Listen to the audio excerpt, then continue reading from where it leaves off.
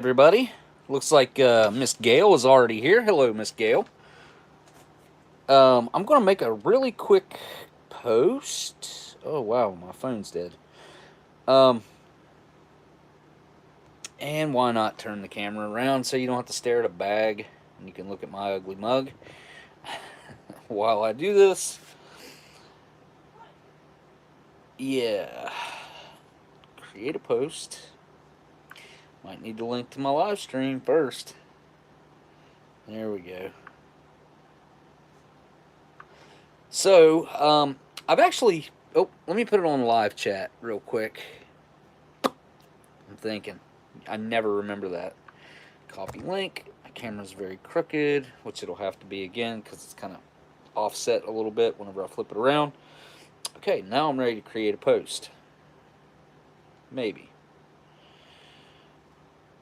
If nothing else, I will use the screenshot.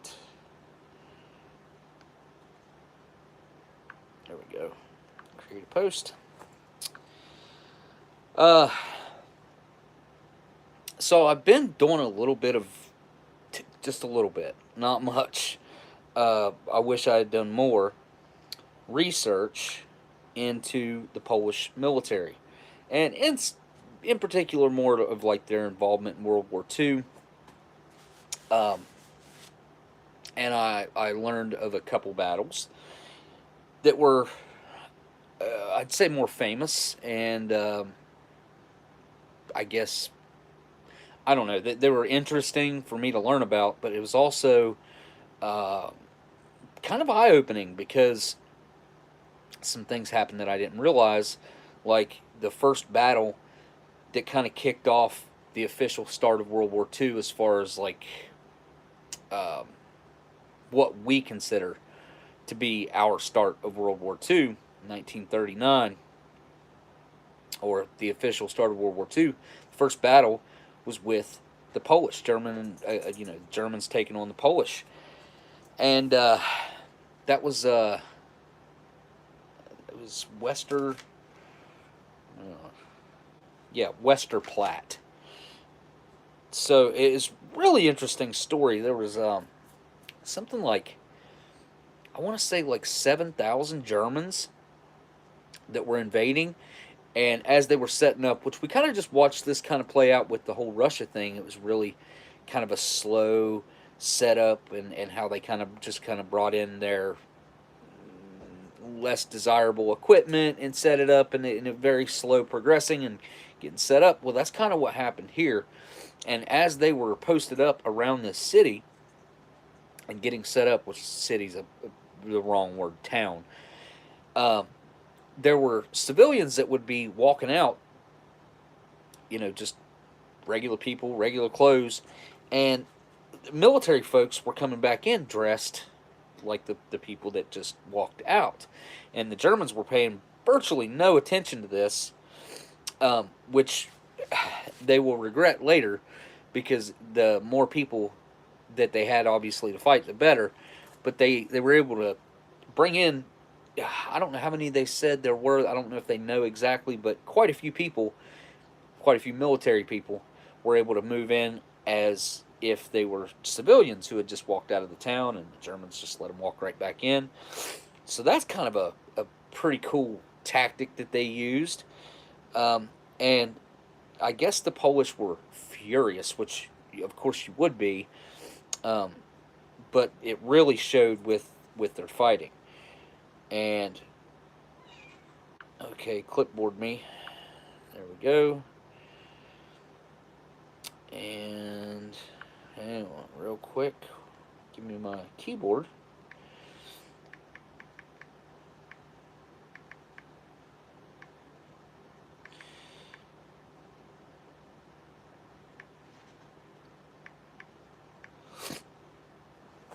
But anyway, okay, so that was Westerplatte, and it was something like 7,000 German soldiers versus 200 Polish uh, fighters, and I'm sure there was a few civilians mixed in there into those 200. Well, there was 200 military, I do believe, and they held off. So it was right on the water. They held off the um, the Germans that were basically the Navy, Marines. They were on ships, battleships. There was 60. What they call it? They called them Blitzkrieg airplanes that had attacked all at once. 60 planes all at once. 200 people is all they had. They had a train. There was train tracks ran through there. They had a train that they had set up to basically go into the town and just screw everything up, light it on fire, blow up. And I guess the train conductor that was doing this wasn't exactly on board with what was going on, and he abandoned the train early. And by doing this, it didn't make it all the way into the town, and it stopped outside of the town and caught the surrounding woods on fire. And when that happened, it gave the Polish a clear line of sight to the Germans' positions, and they were able to light them up, and they really did too. I think one of the most interesting things about this is because we know that the Germans were ruthless when it came to the people that they captured, ended up in concentration camps and everything else, and most of the time, soldiers, they would be executed. They would, they'd consider it war crimes, and they would, they'd put them in a firing squad or something, and they'd kill tens of guys at a time. I know I saw one. The next story I'll tell you, they killed 38 all at one time. So anyway, after it was over, and the Polish, they surrendered after about 7 days. The Germans, instead of treating them the way they had treated others and the way they will treat others later on, they were so impressed with how hard that they fought, the fight that they put up, that they let the commander keep his sword. They basically respected the fight that they put up so much, and they all the ones that got captured were imprisoned, but they were kept there basically throughout the war, so a long time. And after it was over, they actually survived. Most of those guys survived. So that was arguably, now this is not 100% confirmed or denied, that was possibly the first battle that kicked off World War II. And what was the name of that again? It was, I want to get it right. Westerplatte. Okay. So the next one that I wanted to talk about is very similar, same area, and it was a Polish again. Polish obviously are some, back then, obvious. I'm talking about World War II era, but I think this probably holds true a lot today. There were some hardcore fighters. The next place that they had set up was a post office, of all places, which was a government building. So they were using it. They had like Army reservists and postal workers and civilians, and they knew that the Germans were coming, and that they were basically setting up for a fight at this post office in Danzig. So the Germans thought they were going to just basically roll straight in, be able to take it without little to any trouble. They were very wrong. So they came in and started fighting with these Polish folks that were, they're a pretty large mix of different, I guess, jobs that these people had, or just civilians for that matter, or government workers, and then you had, like I said, reservists. And there was about 50 of them that held up this post office, and they put up one heck of a fight. I think they were outnumbered. I want to say they mentioned at least 10-1. I think it was a lot worse than that though, but at least 10-1. And we're talking they were shooting them with howitzers. They were howitzers. I think that's what they said. But ultimately they were shooting them with heavy artillery. And they fled into the cellars of this. It's a huge postal building, huge brick building, and they all went down into the cellars. Well, the Germans went and dumped a bunch of gas down into the cellars. Like the basement windows that I don't know, right at the top of the walls. I'm going to assume the way it looked. And they knocked them out and dumped a bunch of gas in there, which they were already suffering from the fumes from all the gas because they dumped a bunch of gas down in there. And then they set that gasoline off with hand grenades. And when they done that, big tuna. That reminds me of Jim on The Office.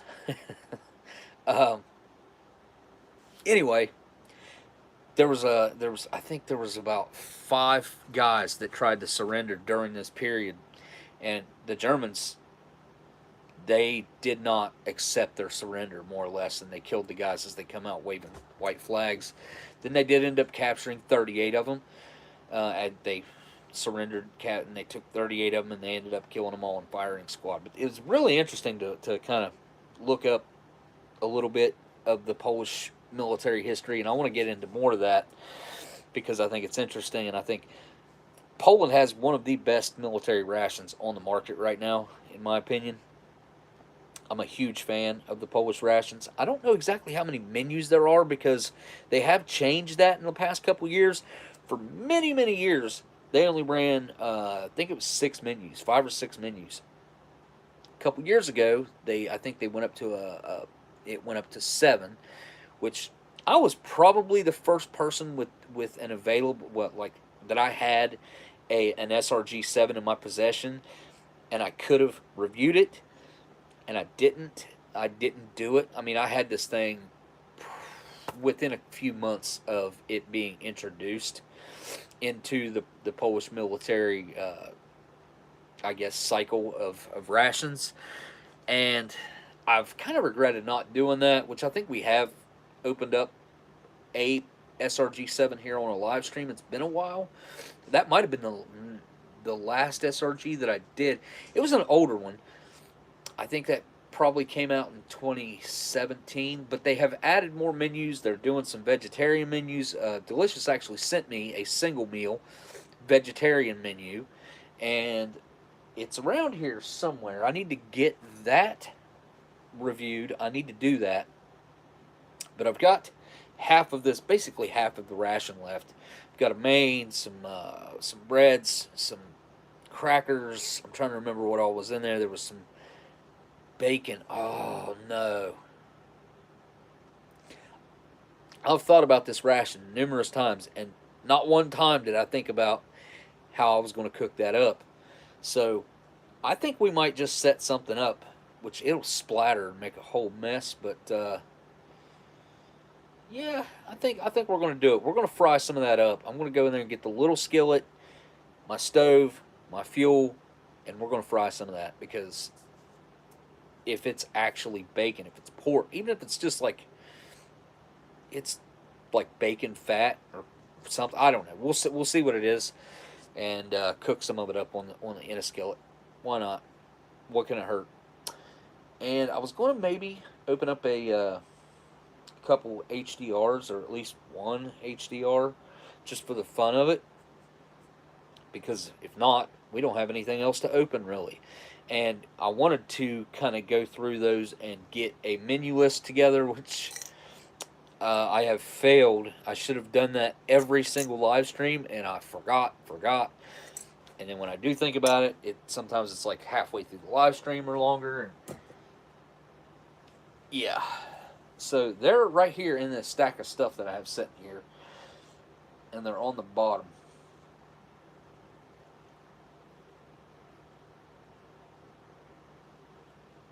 Then I also want to show you guys something that I discovered the other night. There was an accident that this happened, but strawberry dairy shake that I mixed up, and I wanted it to get cold, like good and cold, so I threw it in the freezer. I forgot about it for days, maybe even like almost a week. A couple nights ago, a few nights ago, whatever, I remembered it. I was like, oh yeah, I can get that out and let it thaw out.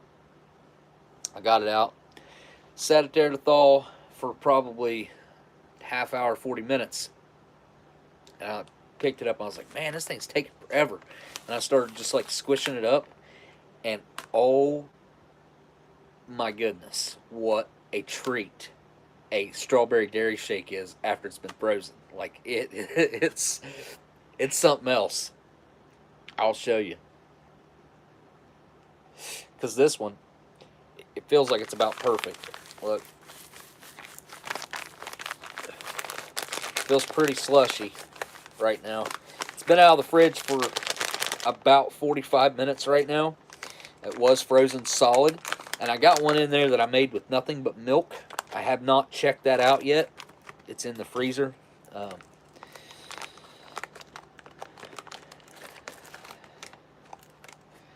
Like, check this out here. Let me flip the camera around.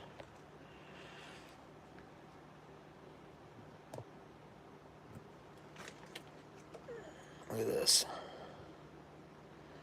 Oh, yeah.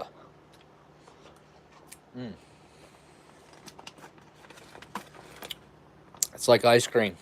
It's so good. It is so good. If you guys have one of these, have access to one of these, try this. You will not regret it. It kind of stretches a dairy shake out to last you. It takes like forever to eat it, especially if you don't let it thaw out as much as this one is, because I didn't the first time. Kind of had to keep crushing it up as I went.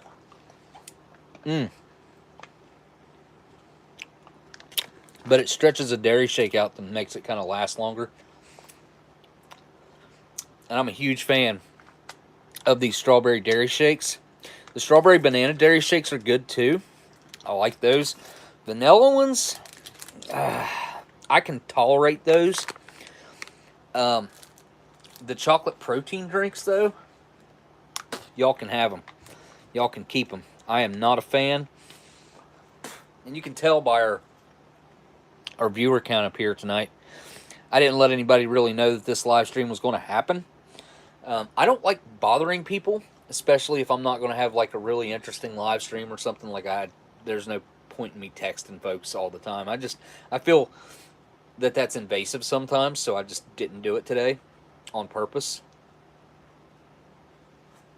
And if you guys don't care to hit that thumbs up or down, either way, doesn't matter to me. Comment after this video thing uploads or whatever.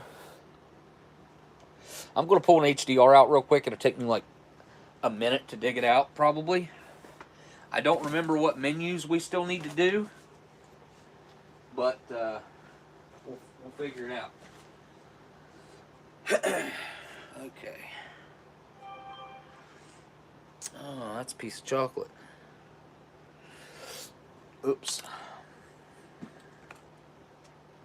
All right. Okay.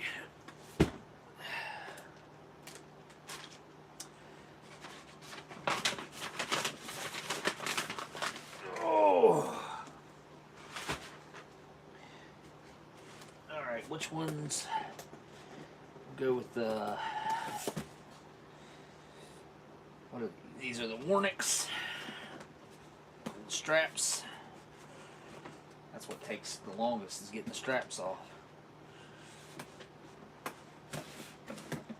Oh, there's that water bottle I dropped the other day. Excuse me.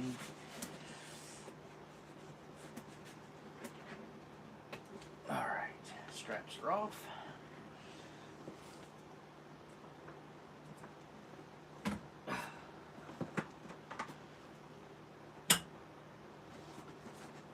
Okay.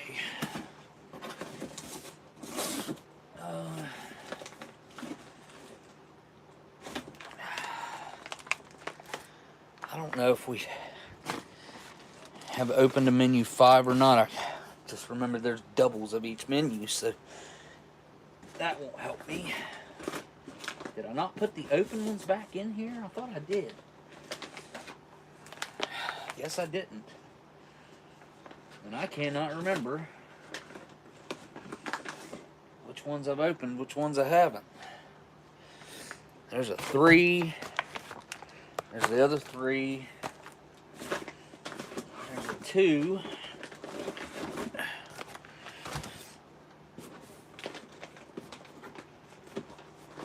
And here's a 1. These are the 2020 date ones too. Okay, I've got another 2 over here. A 1, a 4. So I got 1, 2, 3, 4. I do not have the second 5. So we must have opened the 5. Have I only opened 1? There's no way that's right.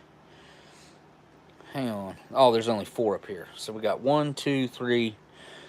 We're missing a 4 up here. Okay, so there we go. There's a 4. Now I've got 1, 2, and 3 left in here. So 1, 2, and 3, it looks like, are the ones we have not opened yet. So we have opened a 4 and a 5 because obviously they're missing.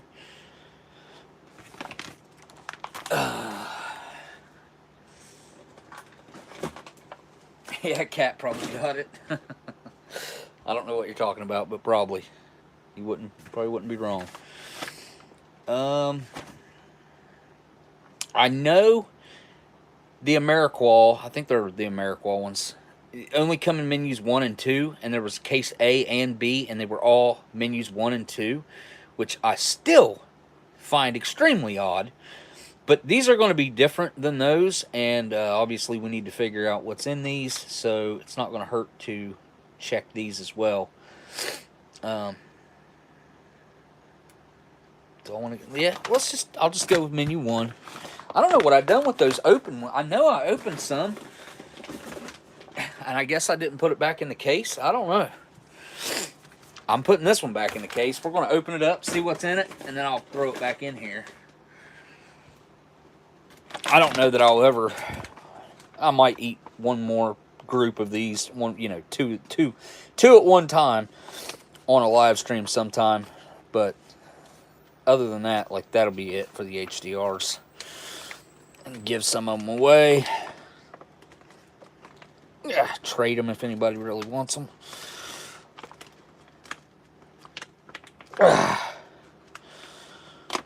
There we go. So this is a menu number 1, Warnick from 2020. What's the date on these? Oh, it's on the other side of the case.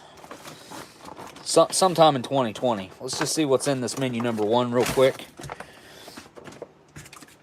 We've got ourselves a peanut butter. One of the mains is lentil stew. Yummy. We got strawberry toaster pastries. Okay. We got fig bars. Yum. Love me some fig bars. It's an accessory packet. We got a strawberry jam. There is your lentil stew card. I wonder how many calories these things are coming out to be now.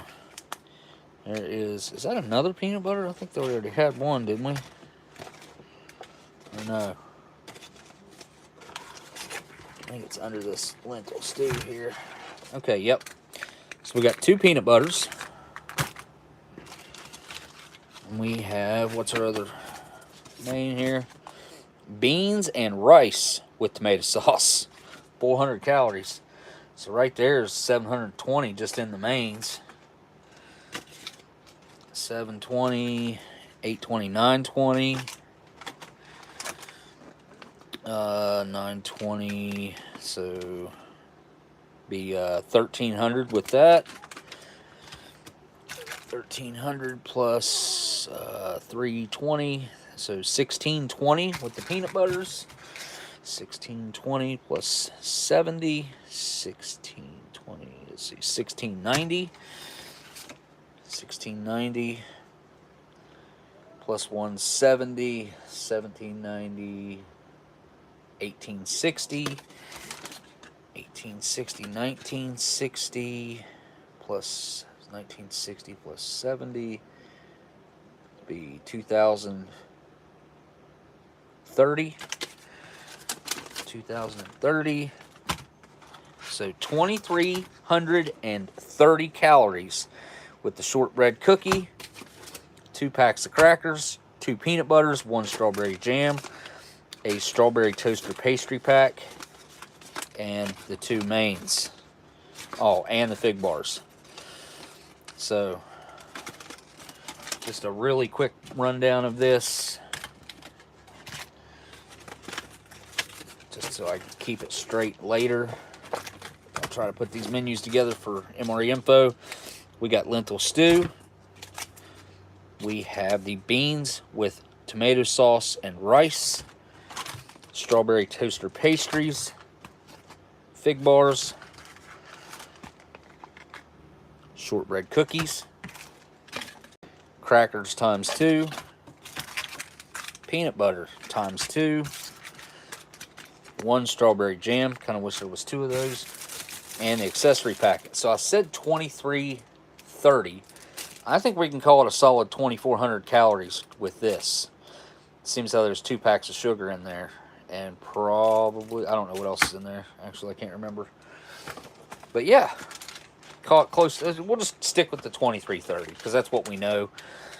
There is 2 packs of sugar in there that are going to be at least 10 calories each, probably 15 calories each. I'm not exactly sure on that King brand. It's pretty. I think those are small packs of sugar.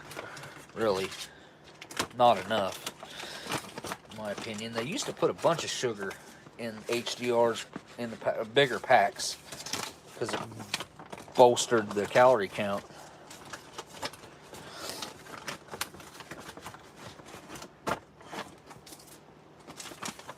Paper. I doubt I can get this in there properly. I should have put it in different than what I'm trying to do here. Well, it slid in there. Alright, there it is. Menu number 1. Warnick. Nice and fresh.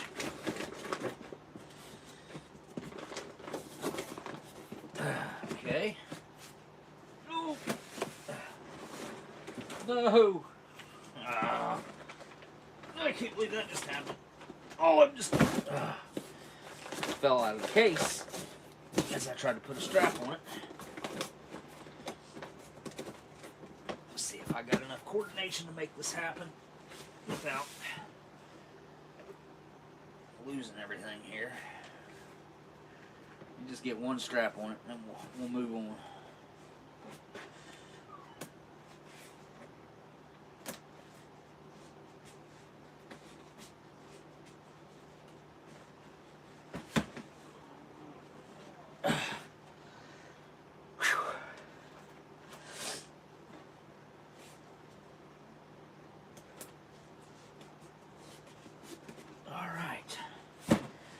Date on those is January 16th, 2020. Alright, cat, move. Put everything back on top of them.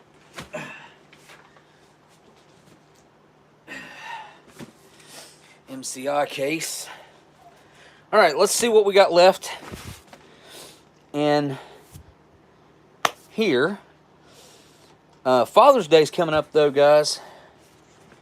Don't forget to go to AnnandAllen.com. Where's it at? AnnandAllen.com. Nope. And that's the website. I know it is. Right there. Right there. All lowercase. AnnandAllen.com. Pick yourself up a gooey butter cake for your dad. Well, pick it up for your dad, not for you. I don't know. I gotta have another bite of this. I need to go put it back in the freezer, I think.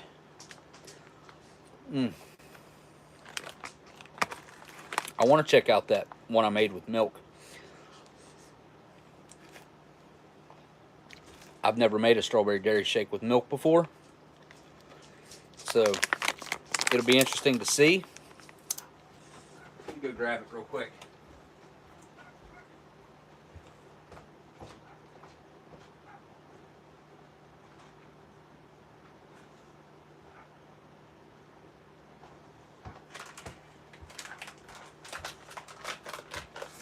Wow. So I think this one is just now kind of slushed up. It's been in there about an hour. But it's kind of not really made it. I want to see what it tastes like though. A little bit runny.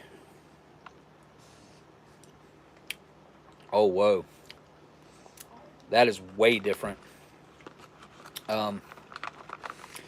It's thicker, creamier. The taste is substantially different. And I just use 2% milk. That's all I ever get. I don't ever get vitamin D. Need to stay away from milk completely. Alright, I'll take that in there whenever I go to heat the main up. Let's see what's left in this SRG. I'm just going to do this. Dump it out. Alright. Here we got our hydrotonic. Oh, I ended up eating that coffee candy after the live stream last week because I forgot about it. Thing took forever to eat too.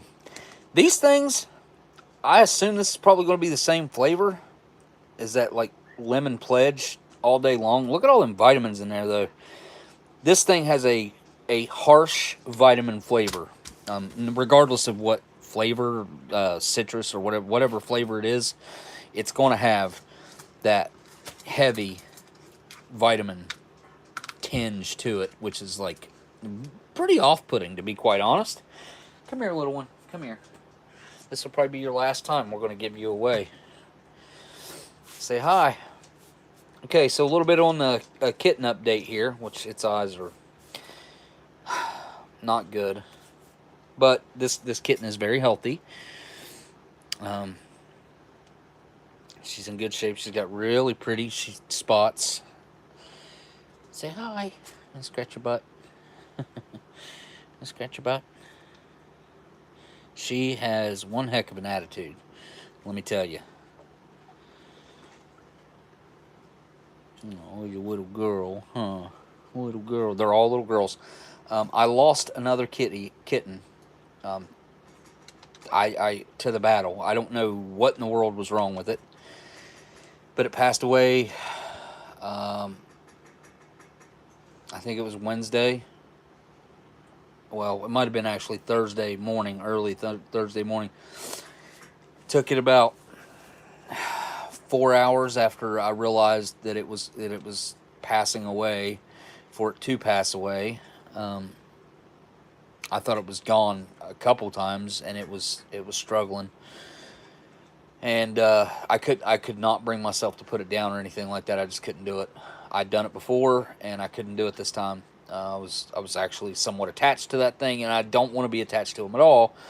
But that's impossible whenever you look at them every day and bottle feed them and deal with them like I do. And you know, I don't know. I really don't know. I lost the battle though. I tried. I gave it its best shot. I wormed the cat. And I did it exactly how the internet told me to do it. And I looked multiple places before I did it. Gave it just a little under the recommended amount of medication that it was recommending. The cat was old enough. And it seemed to start doing better after I'd done that. But there was something else wrong with that kitty. Because its stomach was, I'm going to call it impacted. It was not processing its food. It refused to drink any water. And it was eating solid food. So it had stopped drinking the bottle, did not want to drink the bottle, so it wasn't getting any liquid. But I could feel the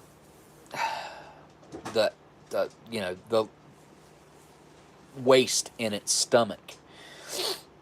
It was very strange. I've never had that happen before. But now I'm dealing with pretty much the same thing with the little black one, except it has it has improved somewhat over the past 3 days. I thought I was going to lose it 3 days ago.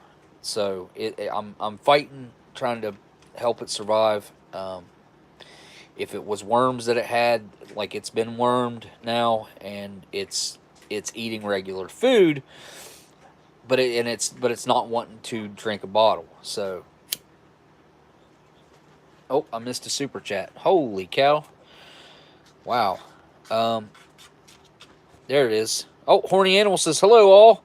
Hope y'all's week was good. Well, thank you for the super chat there, Horny Animal. I always feel weird saying your name.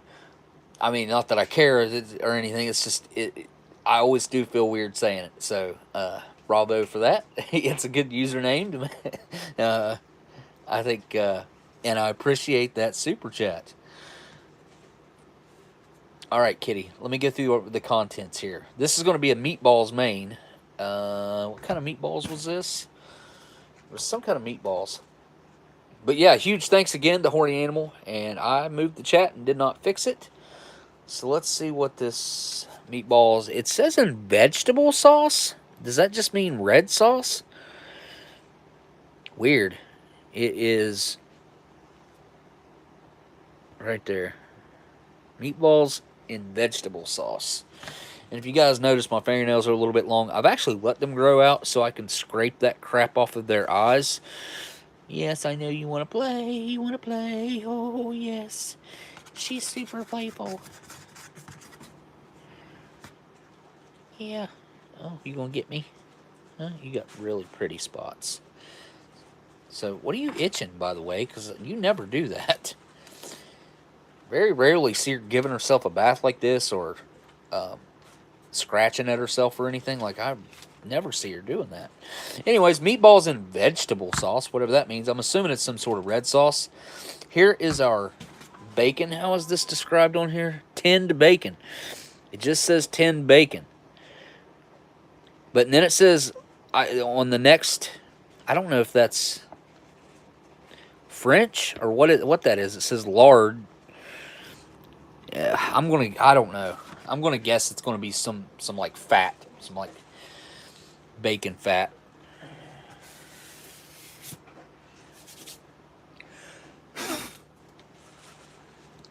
And okay, there it is. So I don't know how many of you folks saw my post last week, but this one right here done this to my Bob Ross mug. I thought about putting this piece back on it and just continuing to use it, gluing it back on there, which I might still do that, because my son did give me this mug, and I know it's like nothing super special or anything, but it was pretty special to me. And Bourbon Street Joe said that he's going to hook me up with another one, which is super kind of him. And I told him it did not have to do that. But the Bob Ross mug will be missed. The OG, the original. Yep, a little heartbroken over that. Why can I be so attached to a cup? It doesn't make a whole lot of sense, does it?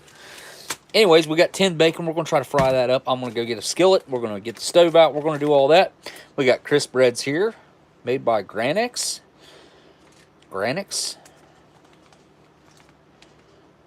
I'll bet you that tells us exactly what type of crisp breads these are.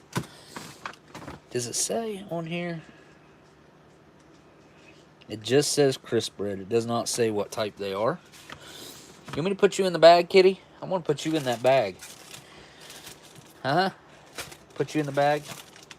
I guess we could use the provided stove and fuel tabs and whatnot.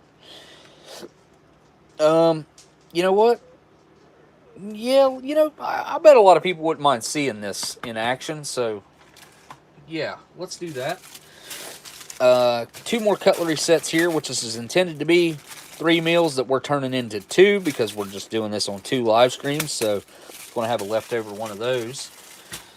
Here is our, I think this is apricot flavored, yes. Oh, These fruit and cereal bars are heaven. I love these things. I really do love these things.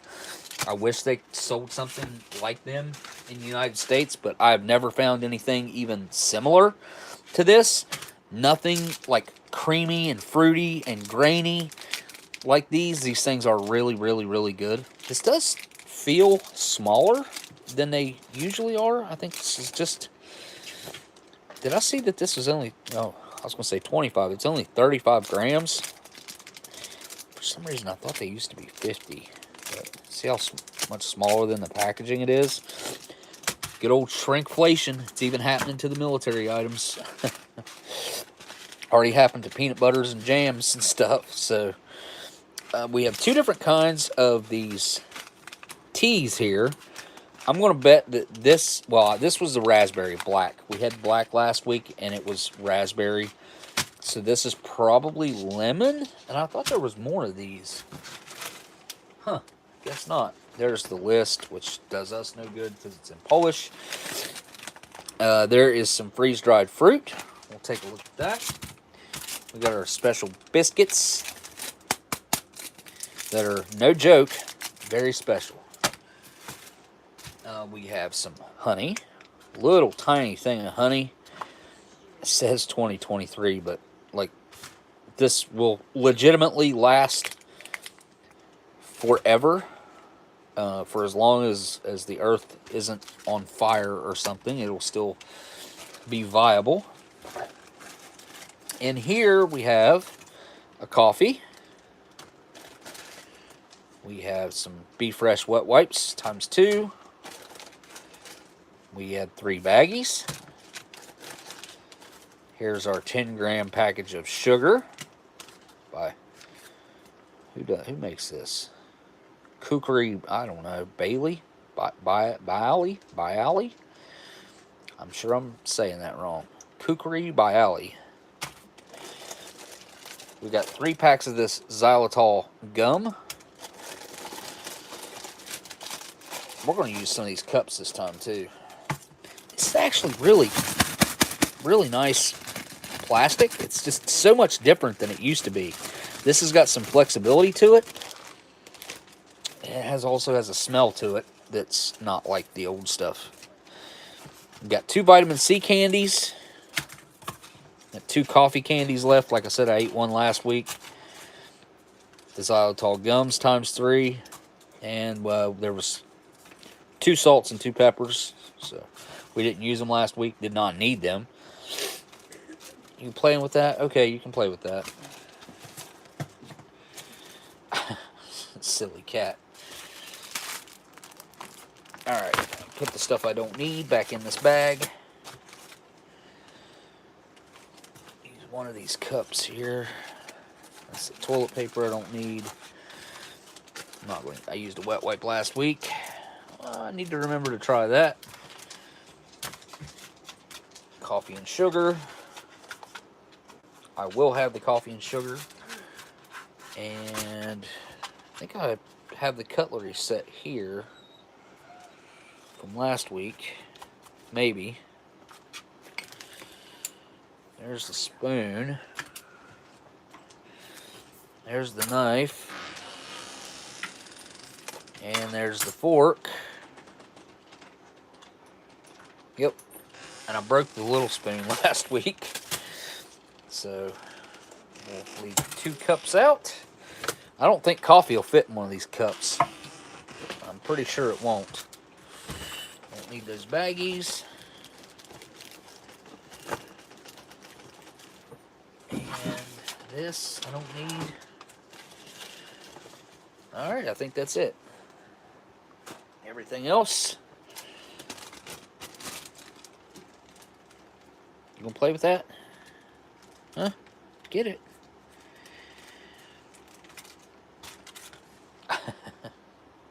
You want down? You want down, little girl? Huh? Her little eyes. Man, it doesn't matter if I clean them. Like 10 minutes later, they'll look like they do right now. I mean, I clean them probably too often, but you've got my attention, little girl.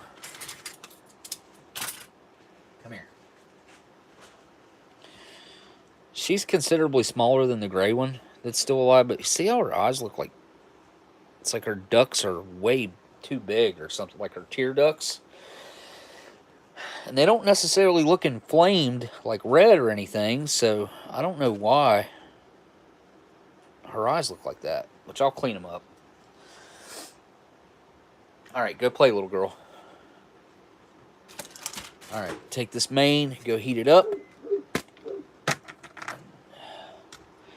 This needs to be heated up as well. I'll see if I can set that maybe on top where there's steam coming out and steam that. I think that's it, right? Yeah, I gotta grab a skillet, which I'm not going to use this with my skillet. I'm going to use the burner that burns clean. So I'll be right back.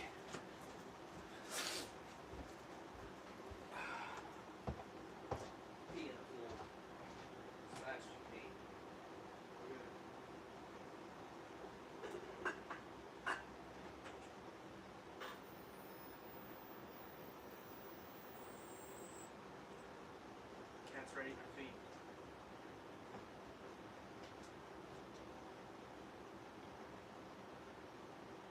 It's hungry. I can't do anything about it. Oh, nope. Ain't no food. I mean, I can give it to it, but if I walk away, the other ones will eat it. See the other ones. Dude, you think I'm lying? All right. Don't argue with me about it. It happens every time if I walk away from it.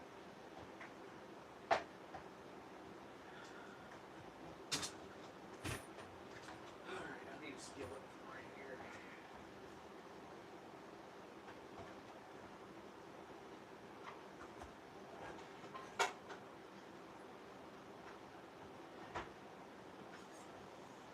Keep it on that thing. You can stand there and eat. You ain't taking that back all the way anyway. Sebastian right here. You get time. Alright, skillet. And I forgot to put this dairy shake back in the freezer.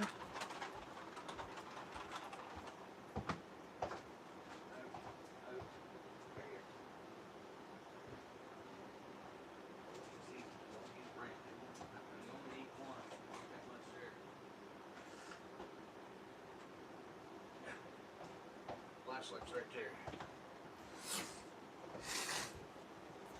Alright. Oh yeah. Forgot about this box. Alright. Well, that happened.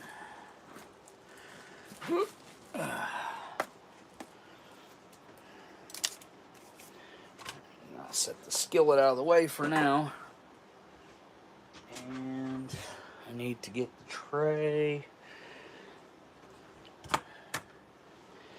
And give that main like another minute and a half. I don't want to leave it in there very long, because last week's had a little bit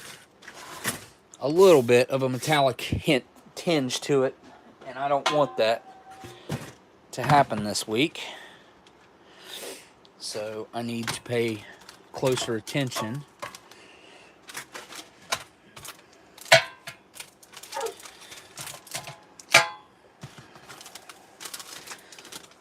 Drink. Okay, I think we did the black one last week, so we'll do the blue one this week. I think we did the black one last week. I'm almost positive.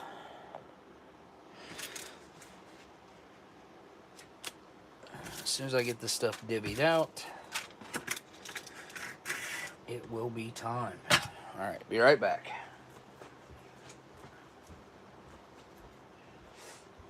Pretty sure.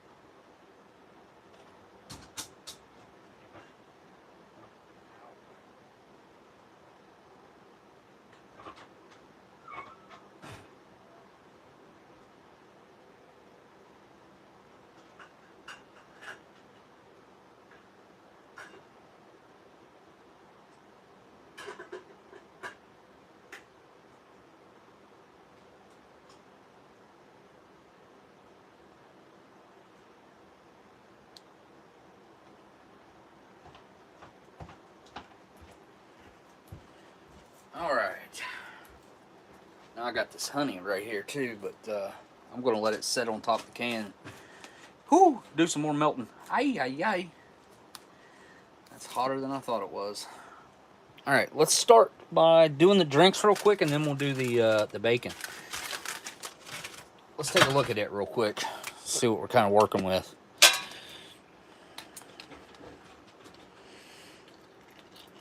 Yeah, not bacon. Lots of gelatin in there. It does smell, it's got a smell of bacon. Yeah. So I'm going to try to slice that somewhat, and I'm going to use some of that gelatin in there. Whenever we were at Ken's in California, Ken, on the show, on Eating History, Ken, gosh, I'm blanking on his last name. I want to say Knapsack, but I don't think that's right. Anyways, he was all about this gelatin stuff. So, gelatin is not easy to create, usually, depending on how you're making it. But we made it out of a moose head when we were there. And it was a 2-day process, cooking down the moose nose. Oh, cool, that can's bloated. It really is. Awesome.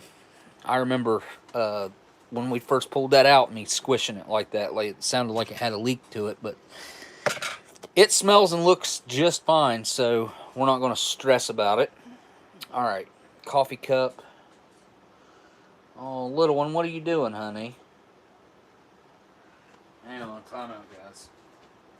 What are you doing? Come here, come here. I think you probably need a potty, don't you? Whoop. Get out of there.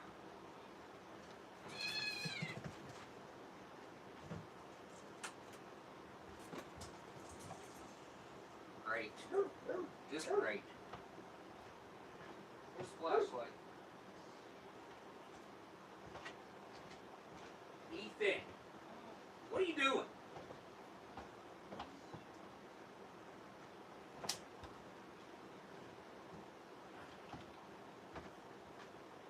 Not to take that back the hallway, son.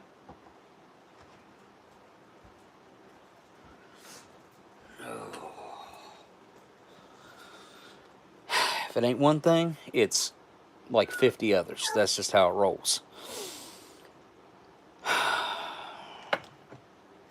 I have a cat that I want to strangle. I really do. I want to strangle her. It's the one I don't want. Never wanted in the first place. But I've been stuck with. She's the only, literally the only inside cat.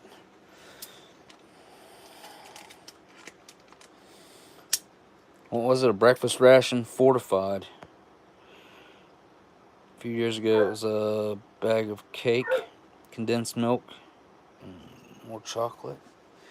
Cake, condensed milk, and chocolate. I don't know that I've ever seen anything like that.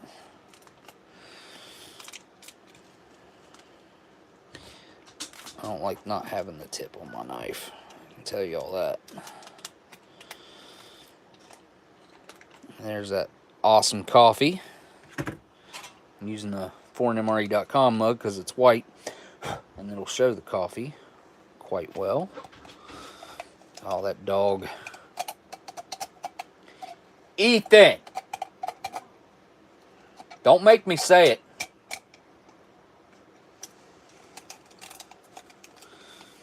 Me and him's about to have it out. I can tell you all that. Does it tell me how much water to use with this? No. Unless that's supposed to... I don't know what that is. That's an address. Oh, that dog.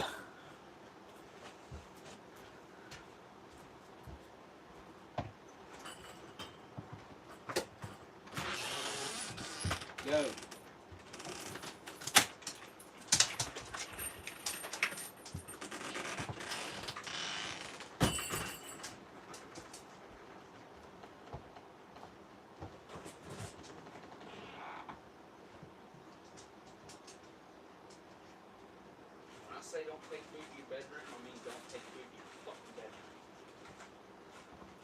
Don't make me tell you that.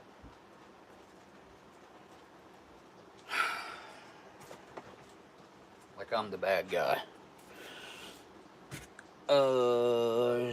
Sugar. I think you're probably supposed to split this between 2 cups of coffee. I guess, since they only give you 1 pack. And you're most certainly not supposed to add this to the teas. So, I don't know, man.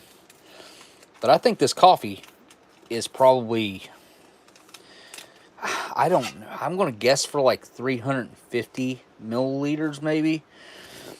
But that makes a really strong cup of coffee at 350 milliliters. I'm not 100% sure.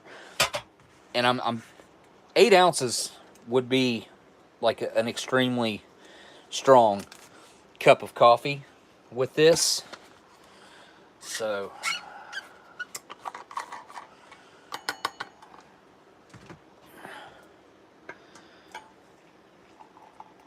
and I spilled some water, of course.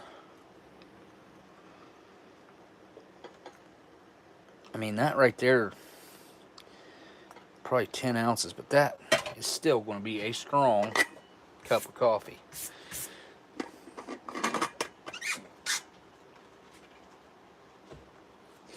And if this tea right here, I'm pretty sure we did the black last week. I think. Calls for 250 mils. But this tea, you can also use hot water if it's the lemon variety. I wouldn't recommend it personally with the raspberry. Yeah, raspberry tea. Hang on. I could have swore.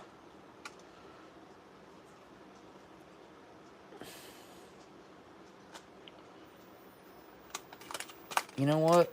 I'm gonna open the black one because I don't remember. I don't know. I guess last week we opened the blue one. Oh, we're opening the black one. What the? Hold the front door. I don't know what. I know these are different. All right. Well, I think I was right the first time. I'll put that up here on the shelf and I'll drink that later tonight or tomorrow or something. This does smell different than the other. A lot more fruity. Huh. They both appear to be fruit teas of some kind. One of them is raspberry. Maybe the other one's like black currant or something. I don't know. I'm gonna try this one. A little. What a kind of weird way to make your drink mixes in pellets like this. I have not seen this in any other drink mixes. So, Spicy Tuna says berry. This one's better than last week's. Well, you know, I don't know. It tastes a lot. It's hard to say. It's very similar to last week's. It looks like I got a super chat that I missed. Watch the Cuss and Smokey. This is a family channel. Wait, I cussed? I don't remember doing that. If I did, I probably did it subconsciously. But you got it, man. I definitely try not to do that. So, thank you for the super chat there, trucker. I appreciate that. And I say to anybody who does catch me doing that, I worked on in maritime for years, so kind of like a sailor. All right, that's about 250 milliliters, half a bottle. Just going to go ahead and give it all. It's not wanting to dissolve. at all. Yeah. Oh well. All right.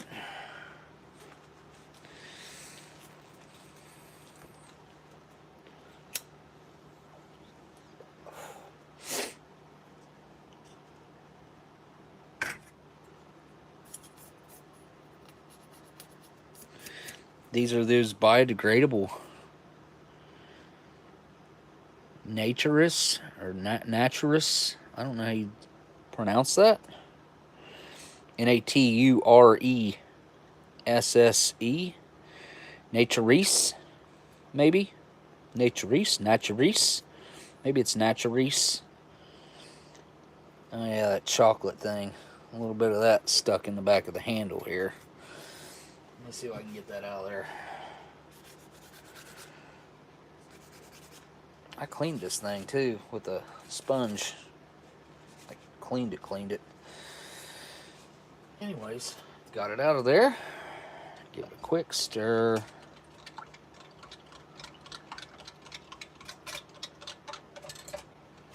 Leave that in there.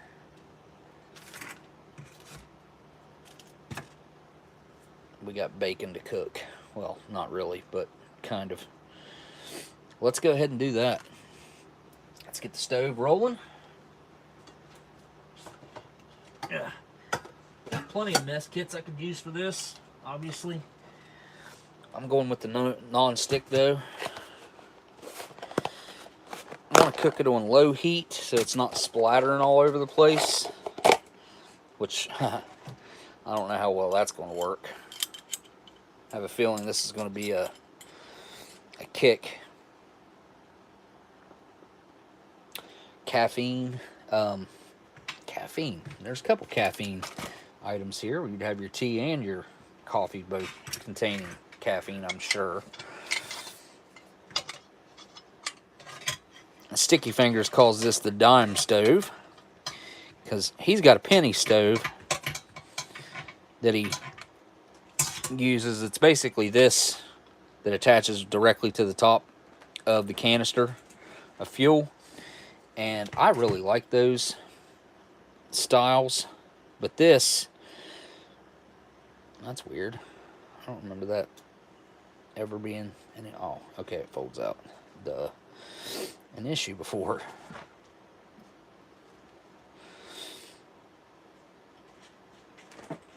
Alright, everything's as big as it can get. Set that right there.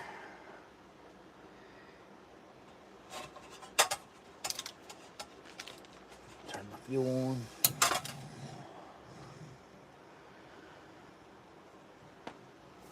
Oh, yep. That's what you get for reaching over. Nice. Just burnt all the hair off the bottom of my arm. No, it smells great. Very appetizing. It smells awful, actually. Now I'm going to have to shave my arm.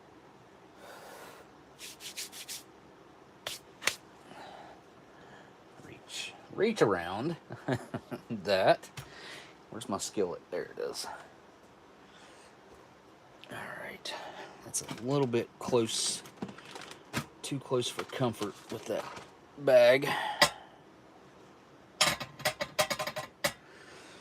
don't want to put that on there just yet. Turn this down to a just barely on. Because what we want to do first is, look at that. Wow, that's really gelatinous. Very, I don't know, jiggly. That's the word I'm looking for. A piece of fat there. Just throw it on the skillet. I'm going to do my best to slice this.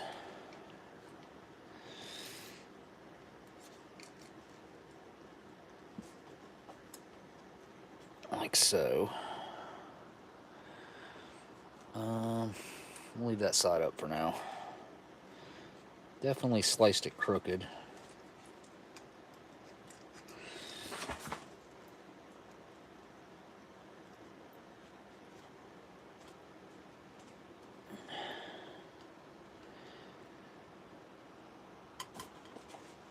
Alright.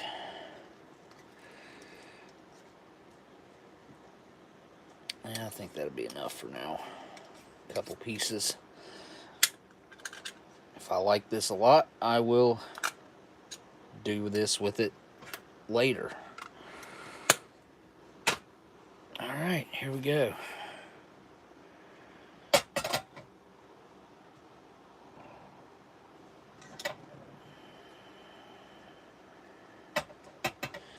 Alright. And while that's doing that, I'm going to go ahead and get this apricot. How do you say it? Do you say it? Oh, come on, really? Why is that not sitting? Huh. We can't be having that happening right in the middle of cooking now. It looks like it's sitting pretty flat. Probably gonna need to turn that down some.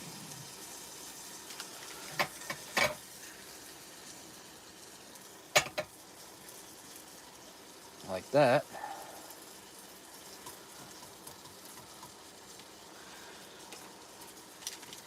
Anyway, get this. Yeah, how do you guys say it? Do you say it apricot or do you say apricot? I say it both ways sometimes. I don't know why. I don't have a certain way that I stick to. Now, I've seen people get these and think that this comes off, which is not the case. This is a rice paper. It is edible.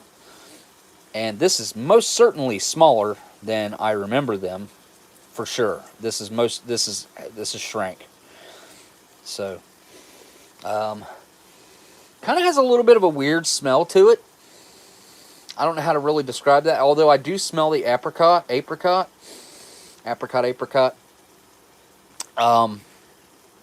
Man, that sucks that this thing's smaller than I remember. Yeah, they used to be thicker.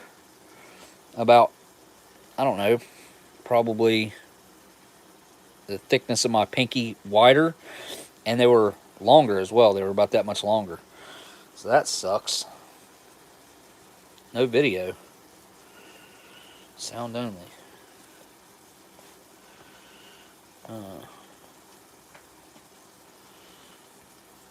See if this helps.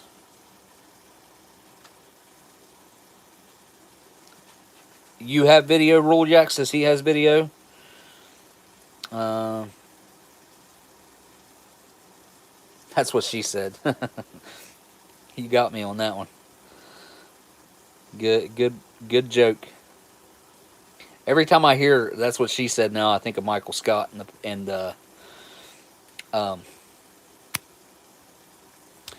everybody that is getting a black screen. Rule Jack says to refresh. Wait, I refreshed and it's still blank.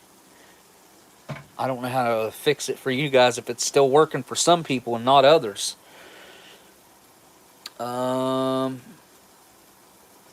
What could I do here?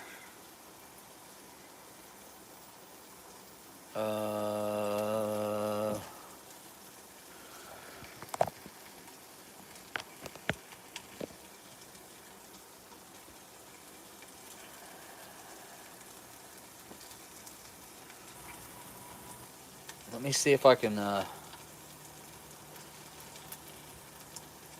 see if even if I switch cameras, that doesn't really help. Share, mute microphone, save a highlight, cancel.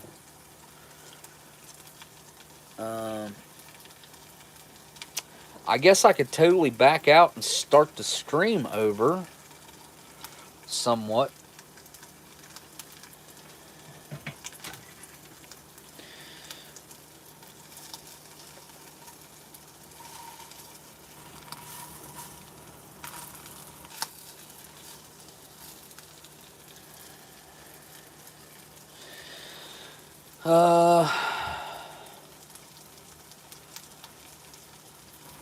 I'm going to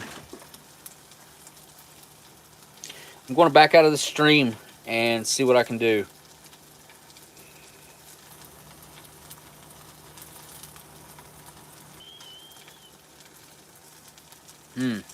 Has the camera came back for you guys? I backed out and came back in. Spicy Tuna Roll says I can see now. Super zoomed in. Super zoomed in. Weird. Because I'm not zoomed in at all on my side. Bourbon Street says I can see now. Back now. Okay. Alright. I'm going to take a break till everybody can. Now we're zooming. Everybody's saying zoomed in. Microscope mode. It's not zoomed in on my end. Nothing's zoomed in at all. This is really, really, really weird, man. Back to black. We just crossed into a new dimension. It got wonky and blacked out now. What in the world is going on here? Alright, I got an idea. That worked. Okay. Wait. It's... Alright, I'm confused. I don't understand what's going on. Okay, Ordo says we're back. Daniel just laughs, or James is just laughing. Okay, Mulder says okay. Says I see a live stream and I wanted to paint it black. No colors anymore. Woohoo! Okay, I'm getting mixed feedback of some people are still lost, don't have it. Some say it's fuzzy. Sunshine says it's wonky. James says it's back. Oh, I gotta pay attention to this a little bit.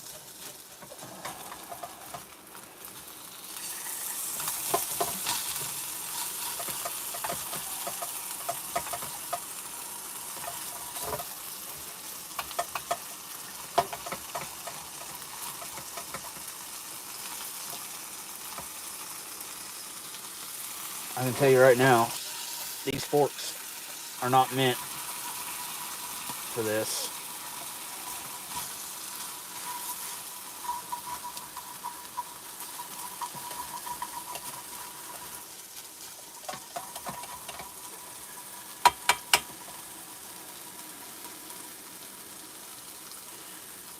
Oops. Okay, yep, that's not good. I better go get something else to cook with, like a metal fork or something. Or, you know what? Canadian sport. They're a lot tougher. Yeah, definitely the plastic fork's not the right tool for the job. You are correct. And I can't really use a metal one on this non-stick, so I think this will hold up.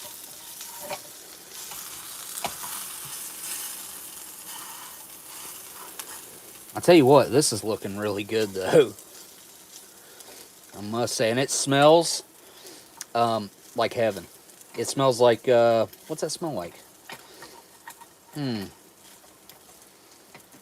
It smells like cooked pork, really. I guess it does have somewhat of a bacon scent to it.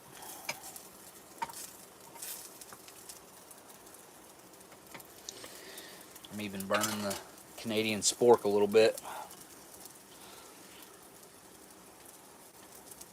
Maybe if I turn the heat down a little more.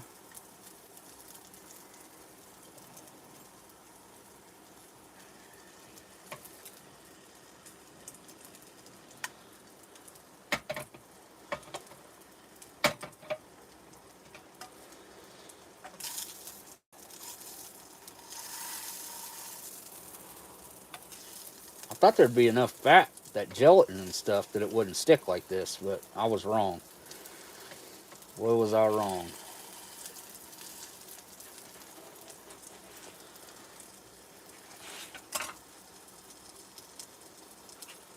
Okay, what was that? Oh yeah, it smells friggin' awesome. Okay, back to, is the camera working? I don't even know. Like, is the live stream even working?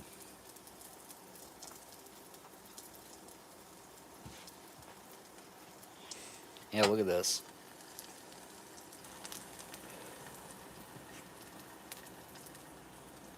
I'm probably going to have to flip that up on its side to get that edge because I cut it way too thick. Man, that is not wanting to set on there. Why?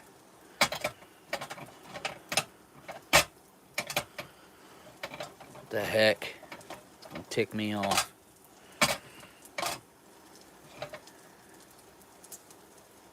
Weird.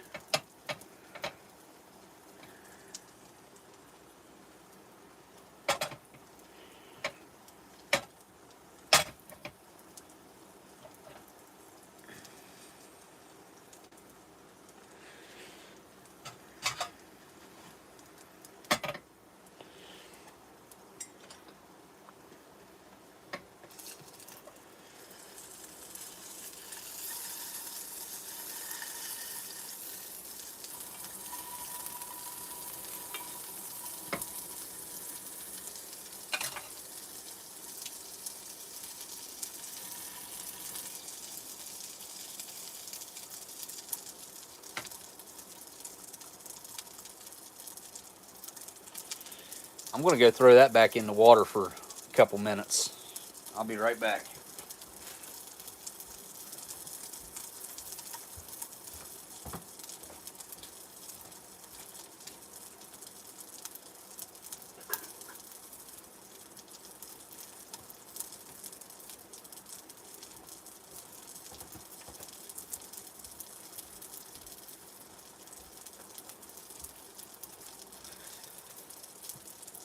Alright. Thought I flipped that up on its side. Huh. Guess it decided not to stay.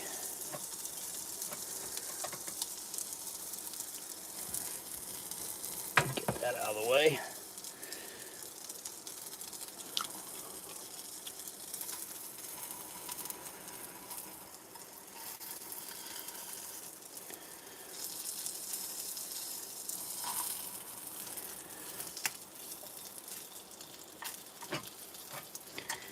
It's like really gooey and sticky, the stuff that's coming off of it.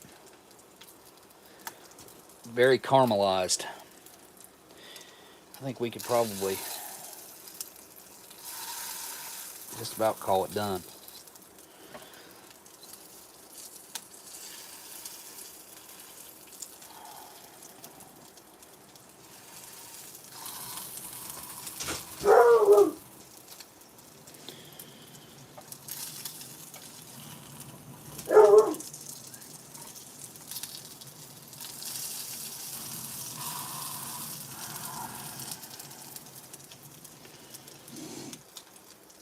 Alright, turn the heat off. Look at it.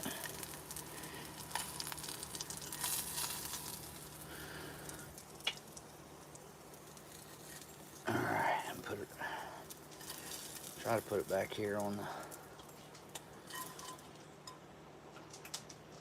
Alright.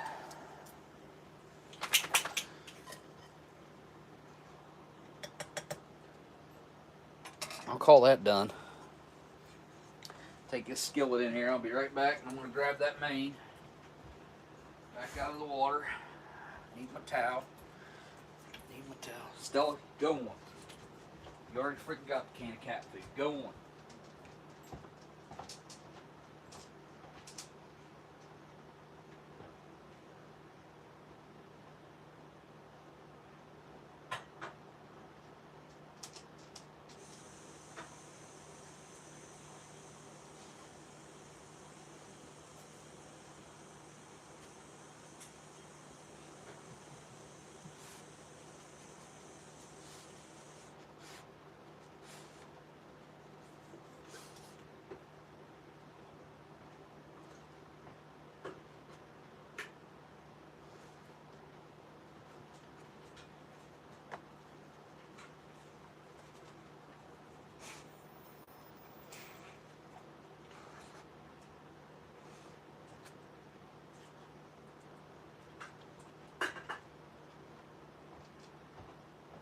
it. Man, it smells really good in here. It smells smells like some serious cookings went down.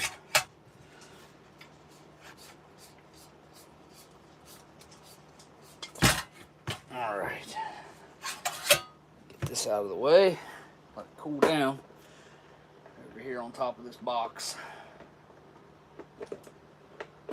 Whew, hot, hot, hot, hot. Yep, I knew it was hot. All right.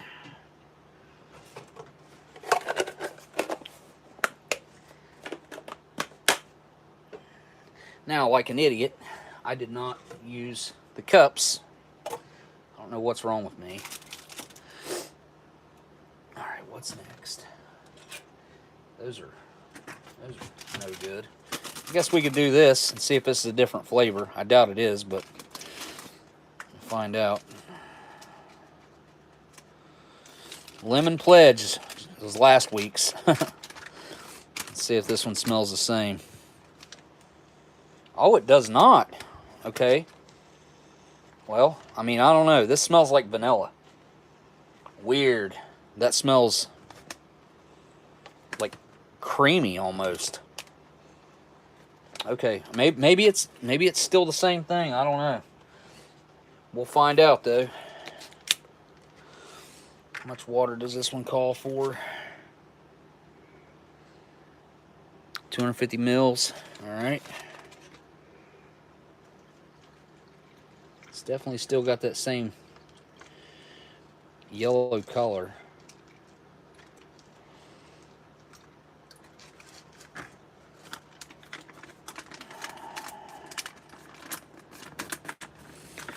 Huh. All right.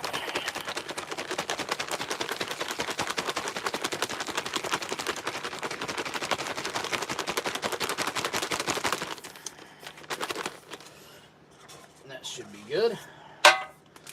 Dump some of it in one of these cups. Check it out. There it is. Oh, yep. Oh, gosh. Mm-hmm. Straight up Lemon Pledge. I mean, it's offensive how much like chemicals and Lemon Pledge that smells like. It actually stinks. Lemon Pledge, I think, smells good. This, on the other hand, those B vitamins are really a detriment to the drink. I mean, I'm sure it's good for you. I mean, if not, then I wouldn't want anything at all to do with it. I'm still going to eat with that, even though it's a little bit melted. All right, let's check out this freeze-dried fruit. Been working on my car, so my fingers under my fingernails is a little dirty. I've noticed, even though I washed them and just took a shower. Look at that. Perfect freeze-dried fruit. Stupid dog. This has got a nice... You're actually supposed to rehydrate this. I never do, because I like to eat freeze-dried fruit dry. So we'll check that out in a second, because I'm not going to let the air get to it too bad. Stella, go on. Go on, get up there and lay down or something. Usually you lay in your chair. Alright, we got the main, we got crisp breads. Which I swear I think these are the exact same ones as last week's, and I still got some left over from last week. Instead of wasting, some. Let me go grab that other pack.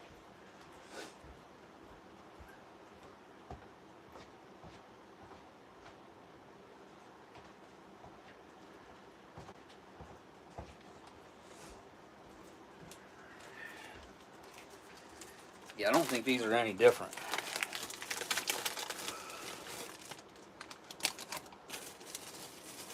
Had them in a baggie, so they should still be nice and fresh. If they're not, I'll open the other ones, but I mean, really, in person, I don't see any difference in them, so we're going to go with it. All right, here we go with the main, which is meatballs in vegetable sauce, whatever that means. We'll see if this is a red sauce or what this is.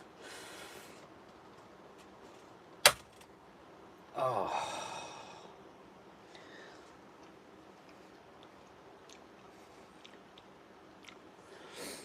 Well, that sucks.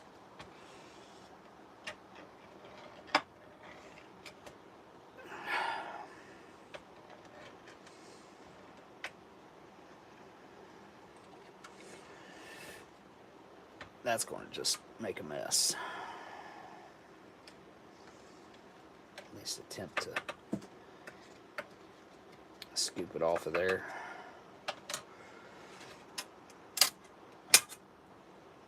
All right. I do not have a trash bag this week, so struggling around a little bit like a dummy. Go on, little ones.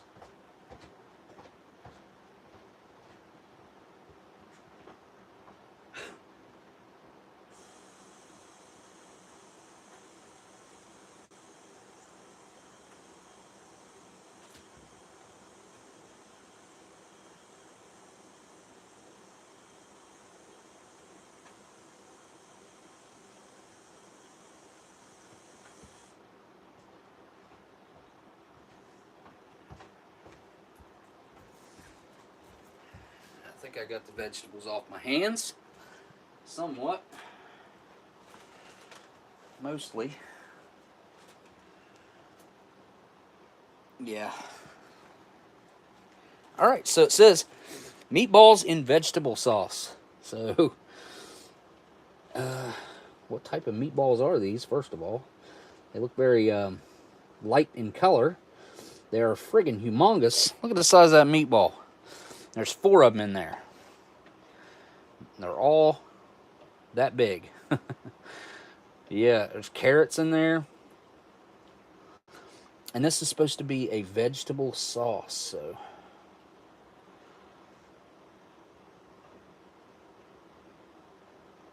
Get a cross section on that meatball. Very processed looking. Well, here we go. Down the hatch.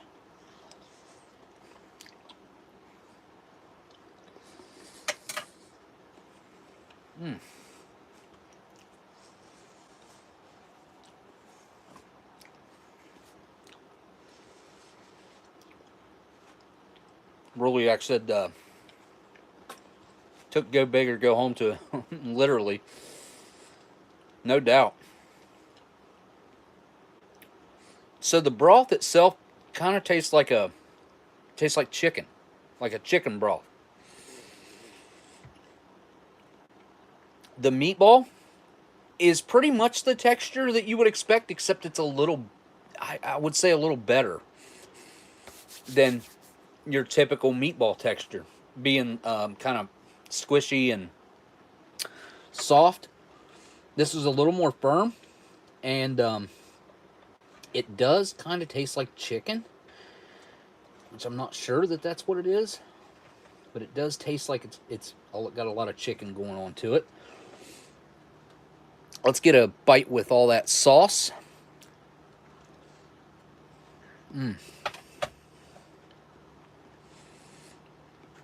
Wow. That is fantastic. I've never had meatballs like this that I can recall. I don't remember what the last meatballs that I had out of an SRG were like. I don't think they were like this, though. I think I'd remember that. Maybe not, but maybe. I think they were different. They were like a darker meat.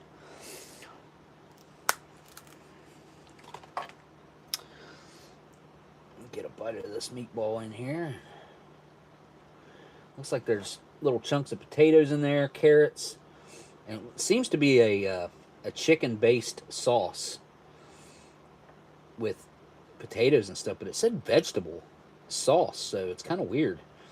All right, try it with this crisp bread.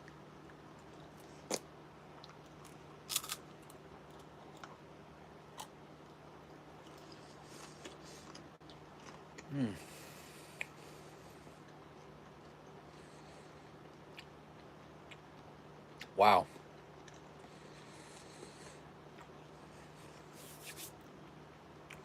That really adds that hit of opposite texture that a lot of people crave. You know, if you just have everything that's all soft and mushy, kind of gets old quick. Whereas this, I don't know, man, this is really savory. This is like comfort food. And it's real food, man. Last week I ate really slow and didn't eat a whole lot of any one item. But not very long, I realized that the food is extremely filling. Like, this food, I had imagined, would really give you the energy that you need to fight.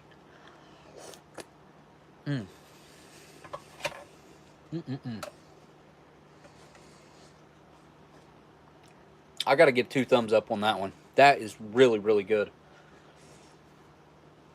It's definitely a poultry-based flavor overall.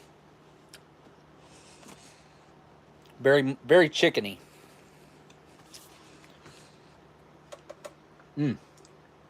It's very good.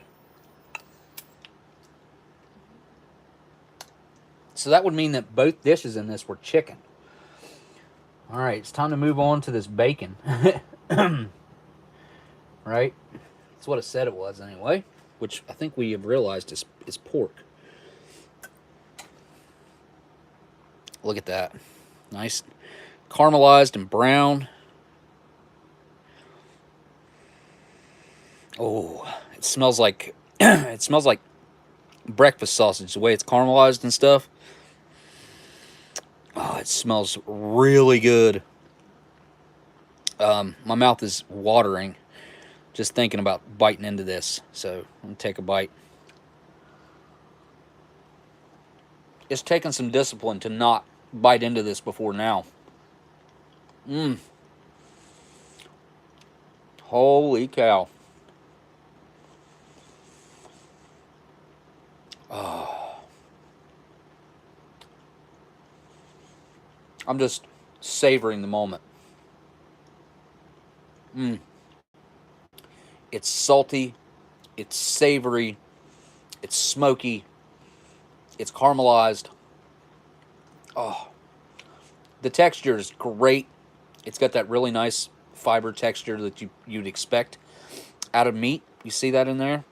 It's like not overly processed. Even though it's cut up meat in a can, it's not overly processed. You won't find stuff like this typically here in America. Most of the crap you get here is just like way too processed. This, on the other hand, I would consider this to be like medium to minimal processed. I mean, they chopped it up enough to put it in the can and make it, come together in a ball. But like, there's still a lot of the original fibers of the meat there, and fried up. Oh my goodness, that's breakfast. That tastes like just straight up breakfast. Wow. I am beyond impressed with this. The bits of melted plastic, I think, are in the in this stuff over here. That's why I bunched it up, and actually I think it's in this back here, if there's any in there, which I don't think there is. But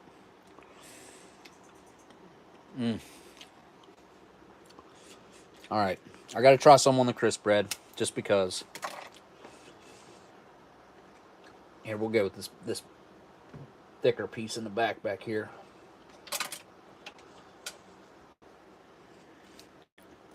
I mean, there's a lot of fat there, and it does have a bacon flavor to it, kind of like I mean, it's pork, and I would assume it's like from the area that bacon comes from. Maybe, I don't know, but I mean, it kind of does have a little bit of that smell and taste to it. It doesn't just straight up taste like bacon, though. But look at that, like, just the fibers of the meat there. All right, let's see.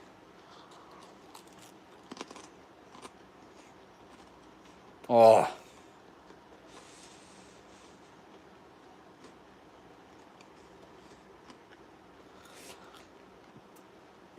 Honestly, I could just eat that the way it is. It's good on the crisp bread, though. Whereas the flavor of the crisp bread kind of overpowered this somewhat. Aw. Are you actually in here playing, little one? Hi, baby. Hi. Are they attacking you? Yeah. Poor baby. I see you.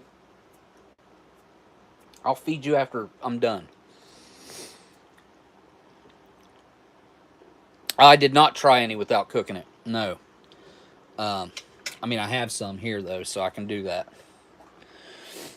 There's a lot of gelatin in here, and I'm not a huge fan of that texture and stuff. Let me see if I got another fork. Well, we'll just use this. Pry some of that meat out of there.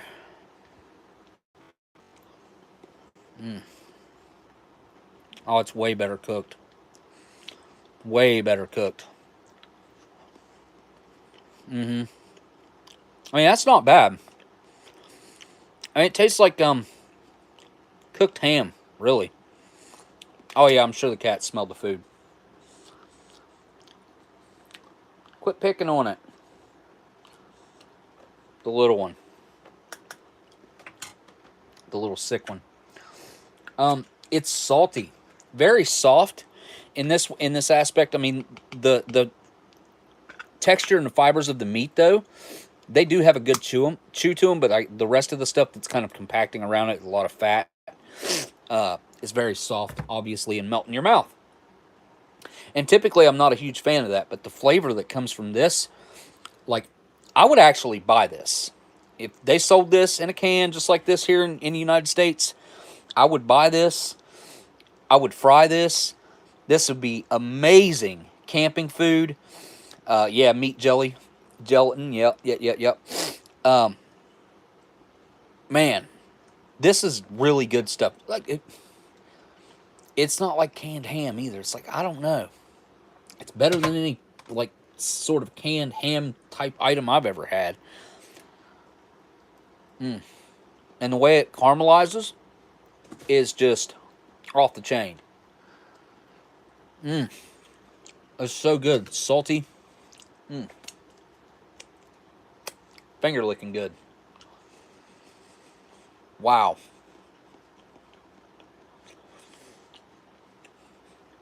I just can't get over how much it tastes like breakfast to me. You know what I'm saying? Like, it just tastes like perfect breakfast food. Put a little chunk of that on there, like so.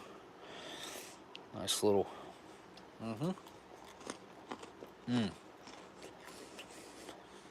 And this, in the right setting, mixed with the right things, tastes like toast.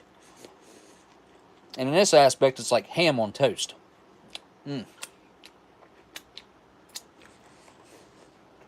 These meatballs, though. Oh, man. Where's the rest of that one? I know I didn't eat it all. There it is.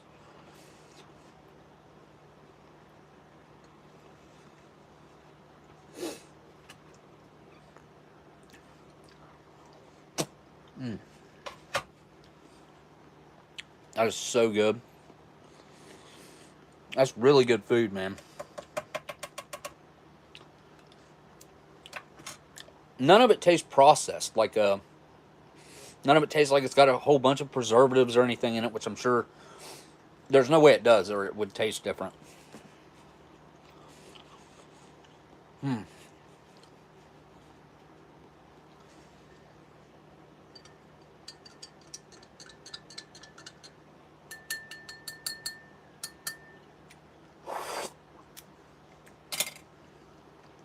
Pretty sure this is the same tea as last week, but I'm going to give it a try just to confirm.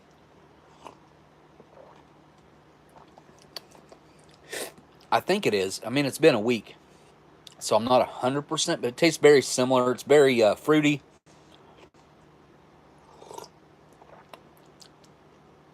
It's either a mixed berry or raspberry, one or the other. Something berry. Has a very distinct berry flavor to it. I was just eating wild blackberries right before the live stream started. I got some growing in my backyard. I guess this would be a logical move after having the berry tea. A little bit of everything in there. I think they're cherries. That's a cherry. Right there. Or a cranberry, maybe. Maybe it's a cranberry. I don't know. Strawberry. You got little pineapple pieces. Banana. I think that's everything. Let's take a look. Yeah, there's definitely pineapple pieces in there, which I don't... There's bigger ones. Let's see if I can get one. There we go. Piece of pineapple. I'm gonna try that. Oh, wow. That's a lot of flavor to pineapple.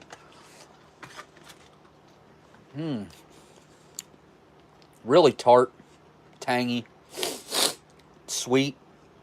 I like that. And I've never been able to find freeze-dried pineapple like that anywhere before. I've never had... I think this is cherry, too. Let's see. That's chewy. Doesn't freeze-dry very well.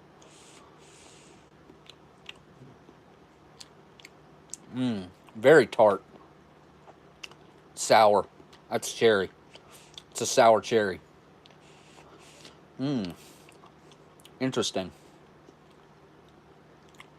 Not much sweetness to that at all. Obviously banana. Very nicely freeze-dried. Hey, baby.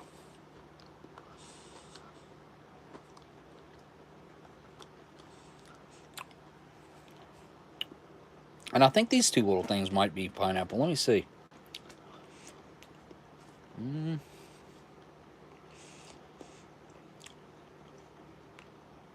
I can't tell. Strawberry. Let's see if it's a sweet strawberry.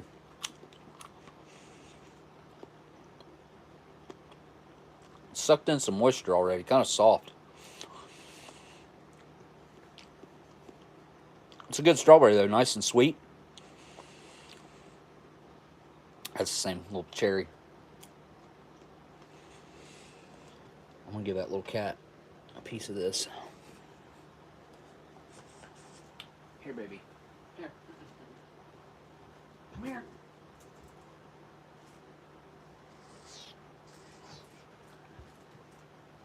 Here. Ah, little kitten. Chew it up. Eat it. Oh. The little kitten can't hardly meow for some reason. It can sometimes, and sometimes it can't. But its little gut's distended, which I don't like at all. I see you're up there around my stove, little one. These cats, they're climbing the walls. They're all over everything. The ones that are healthy, which is 2 of the 3. There's only 3 left. The rest of them have passed away. And we did have 5, so 2 have passed away. And I still might lose this black one. Oh, Stella, come on, man. I tell you what, the rest of that bacon stuff over there, it's getting cooked the same way. Like, I'm eating the rest of it just like this. Abso-friggin-lutely. And I'm probably going to have it for breakfast tomorrow, because by the time I get done eating all this, I'm gonna be stuffed.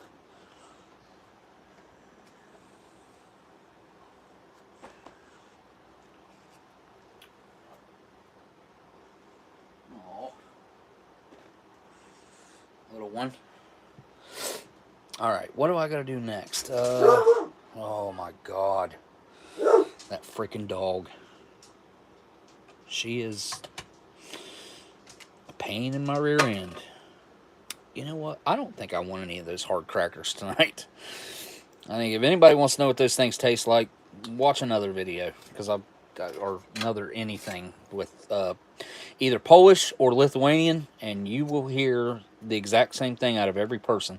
I even heated this up, and look at this. It's still granular, kind of like a sugar candy, kind of.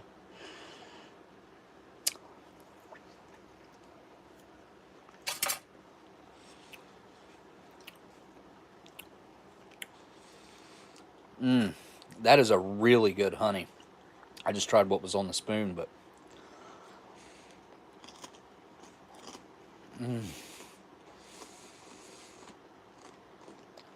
I actually think I like it better granular like that.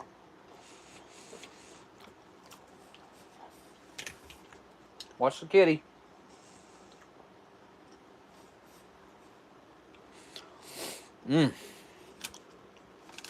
That is like candy, for real. It's got a nice, obviously it's got like a gritty texture to it, but it's so sweet, and it's really subtle in its flavor. A lot of honey, in my personal opinion, can be kind of overpowering with the, like honey flavor, or like the flower flavor. And this is really, really subtle in that aspect.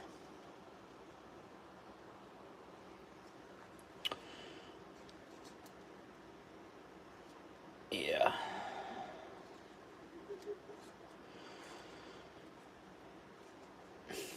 Get off the spoon, please.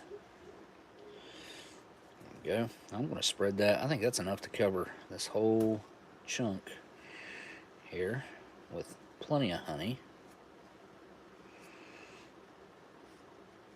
Yeah, I mean, it goes a long way, really. I think you could probably cover 4 crisp breads, like, lightly. But I think lightly is good enough, because it's got a lot of sweetness to it. And I don't know, it's just really good. Like I said, it's really easy to eat. It's a lot better than the last honey I had, which was it was a lot darker honey, which came out of that IMP, and that was a lot older honey, but that shouldn't matter. It's a lot darker honey than this, though. This is a really nice light honey, golden honey. Yeah, that's like the perfect amount right there.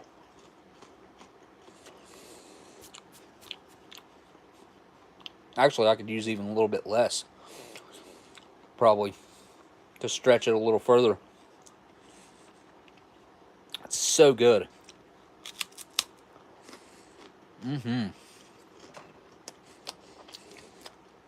I wish I could share this stuff through the internet with you guys, because some of this stuff's like not typical and not usual. A lot of these things you won't find here either. And that's really the fascination with eating these international rations like this, is getting to eat foods that we don't typically have around here, getting to eat what they would typically eat, what's comfort food for them. These Polish folks, they know how to eat. Let me put it that way. I don't know if they got any overweight problems over there like we do here, but if they do, this is why. I mean, this is probably all quite healthy food for you, though. Mostly. I'm going to wash that down with some of this coffee.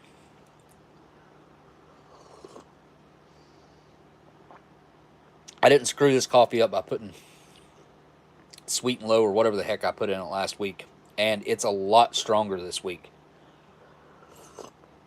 because of that. And that's got that whole 10 grams of sugar in there, and it is not very sweet at all. Oh, I think I missed a super chat. Excuse me. Mulder says, great ration. The fried pork looks outstanding. And skip them crackers. They're too tough for my teeth. Yeah. Well, you know, the crackers, like, they're not bad, but I want to have something with them that, like, I'd much rather eat this honey on these crisp breads than I would eat it on there. And these crackers, like, I can't think of anything, maybe unless I'd soak them in here, they wouldn't be too awful bad going with the main. It's just the flavor of these is overpowering, and everything here tastes really good on its own. Like, I've got the salt and pepper here that I could add to this main, but it surely does not need it. I feel like this is, for my personal palate, basically perfectly seasoned. I know it sounds like I'm over exaggerating how good it is. I swear to God, I'm not. Trust me when I tell you, this food is as good as I'm saying it is. It is like going to a restaurant. It's that good. If I ordered this at a restaurant, sat down, and this is what they brought out to my table, I can tell you right now that I would be ecstatic that this was my meal for the night. I wouldn't have any complaints at all ordering this and getting, like, this is like, I don't know, some sort of appetizer, or getting this for breakfast somewhere. Oh my God. But thank you for that $10 super chat, Mulder. I really appreciate you. And it looks like I missed another super chat as I was flapping my gums. CT says, I got to get going. Great stream tonight, Smokey. Great to see all you fine folks and Joe tonight. Well, thank you, CT, for the super chat. And CT's going to get one of these. I don't know if he'll review it over there on his channel. If he does, maybe he'll confirm some of the things that I'm saying here. The main that I had last week doesn't compare to this one, I would have to say. It was good, and it was just a lot of, like, just chunks of chicken, big old chunks of chicken, which is not bad, but I'm not a dark meat guy. I like my meat white, unless it's a steak. That's a whole different story, though.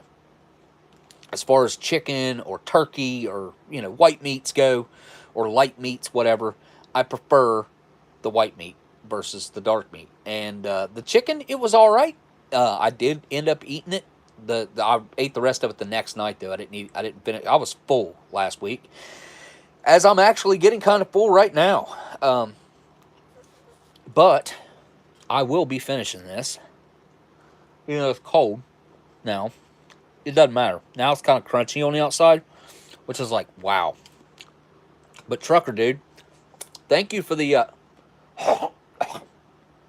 Oops. That went down the wrong hole. That's what I get for talking and eating, which is that's just what I do, man. Anyways, Trucker, thank you for that super chat, man. And I am sending one of these to Trucker. And we'll see. He can at least tell us how his palate compares to mine. But one thing I do highly suggest, Trucker, if you do, when you get this, is fry this up. Because oh gosh, it's something else, man. It really is something else. It's like melt in your mouth sausage, like ham sausage. I don't know. Ham sausage? That's kind of what it is. It's awesome, dude. Oh yeah, this isotonic. What's the name on this? What do I do with that bag? Hydrotonic? Yeah, hydrotonic. Concentrated lemon pledge. It tastes better this week than it did last week. Oh yeah. Oops. I forgot about this one thing here. Yeah, lemon Lysol, lemon pledge. Lemon pledge is what it tastes like and smells like. This week it's not as overpowering as it was last week, I feel like. But I think that's because I'm having so many like this is pretty salty, and I just ate a bite of that, so it kind of mellowed this out a little bit. But it's one of the strangest lemon drinks I've ever had. And the Lithuanians have this really weird lemon drink that I actually don't mind that much, just like I like the grapefruit in the German and the British rations. I like the grapefruit drinks. A lot of people hate them. I like them. I don't mind the lemon drink in the Lithuanians, but this lemon drink right here, I'm telling you guys, this is one of the weirdest lemon drinks I've ever had. It tastes just like maybe Lemon Pledge isn't that common all over the world, and maybe that's like, maybe that's why it ended up being like this, because it's super weird to my palate and my nose for sure. Here's our apricot cereal fruit bar with our rice paper on the outside. And these things are one of my favorite things that come in the Polish rations. I just adore these things. Oh.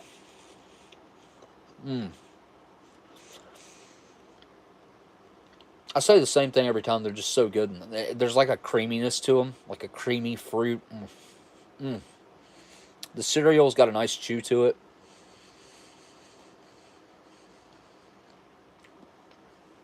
There must be like some seeds or something in there, because every once in a while when you're chewing it, you'll get like that pop of a seed or something. Maybe it's a grain.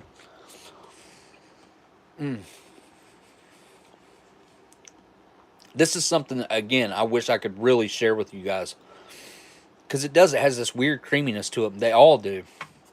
I love them. I love them. Great breakfast item. Just another thing that the Polish do that we don't do here, and I've never been able to find anything like it. Just like I don't think I've never seen anything like this before. I will seek it out and look for something like this, but I doubt I'll find it. I mean, look, I could continue eating on that for the next 40 minutes.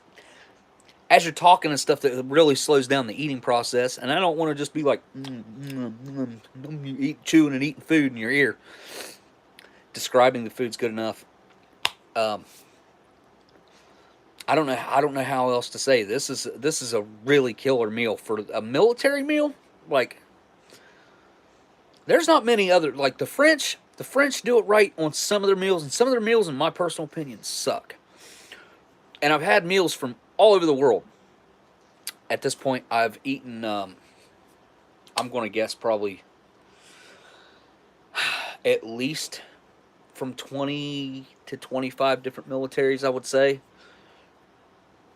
Just a rough guess, maybe more.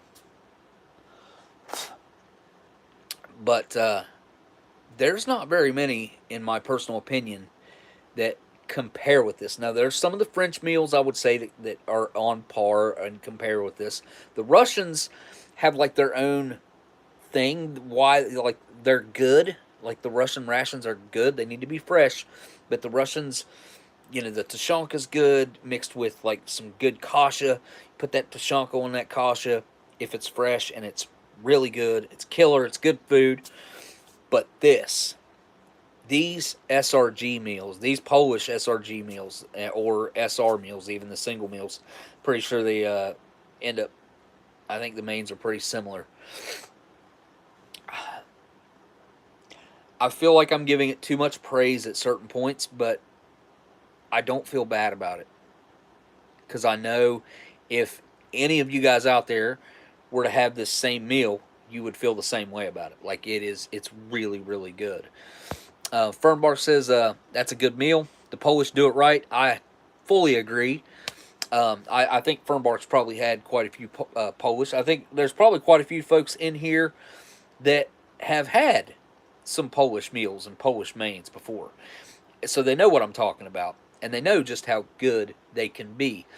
I have had maybe,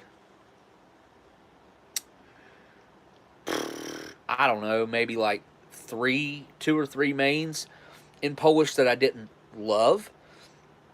But like, okay, because last week that was one. That's one that comes to mind. Like, I didn't love that one, but I certainly didn't dislike it at all. Like, I ate the whole thing. So If I eat the whole thing of something, I like it, or I'm not going to eat it. Like, I'm not going to finish it just because it's there. If I know that I can do something else with it with that and not waste it, I'm not going to eat it. I'll make use of it some other way. Um, yeah, but I don't want to like I don't want to act like I don't want you guys to think that I'm acting like it's the best food. It is one of the better military foods out there, but that's subjective. That's going to be subjective to each person's palate. Everyone's palate's going to be different. Um, and my palate, like I've told you guys, different things. Like of course I like white meats. So that dish last week may be like the perfect dish for someone who likes darker chicken. So if they like dark meat chicken, that would have probably been one of their favorite meals ever. You know, like one of their favorite mains out of a military meal ever. But where that's not really my favorite, it's not going to be my favorite main.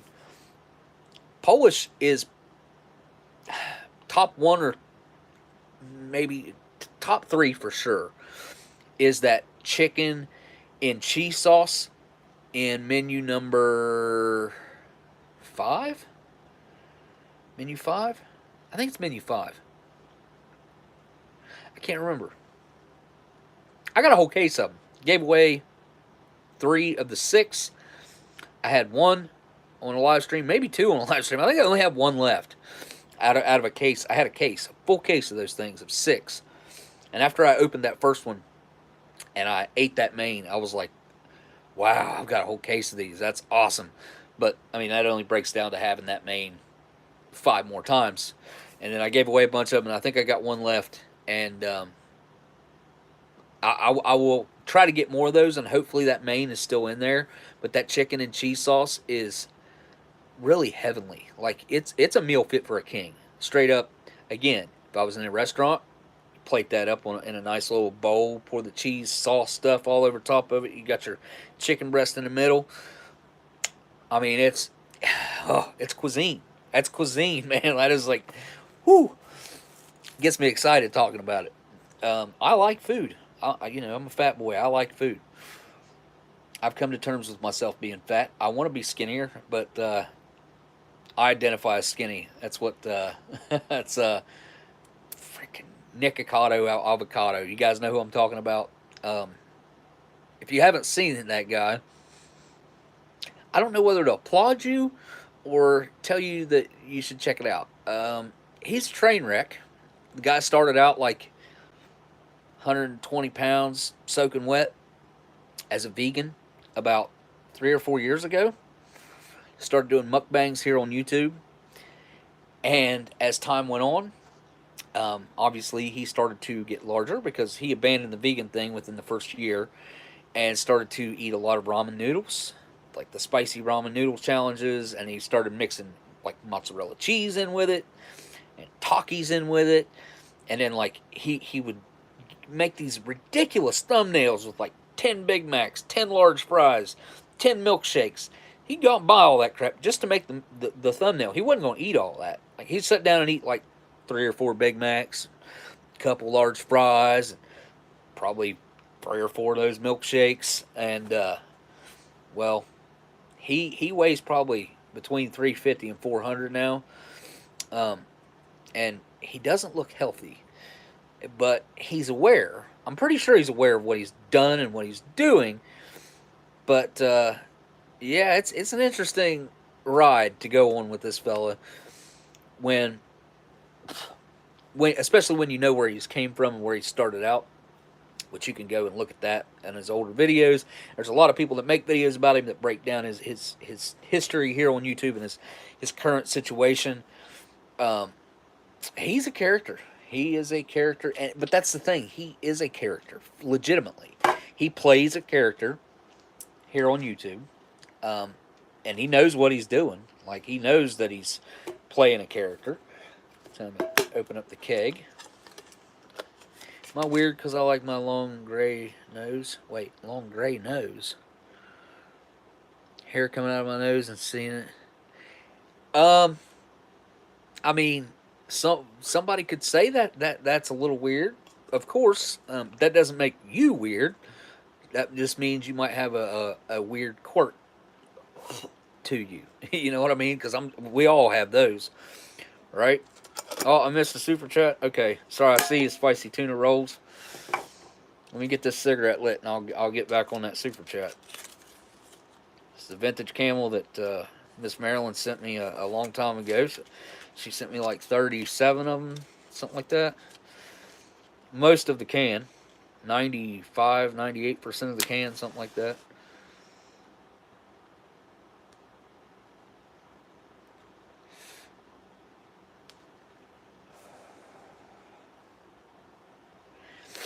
Most of the time I don't take that first hit because of the phosphorus off a match, but I don't waste any of these, so.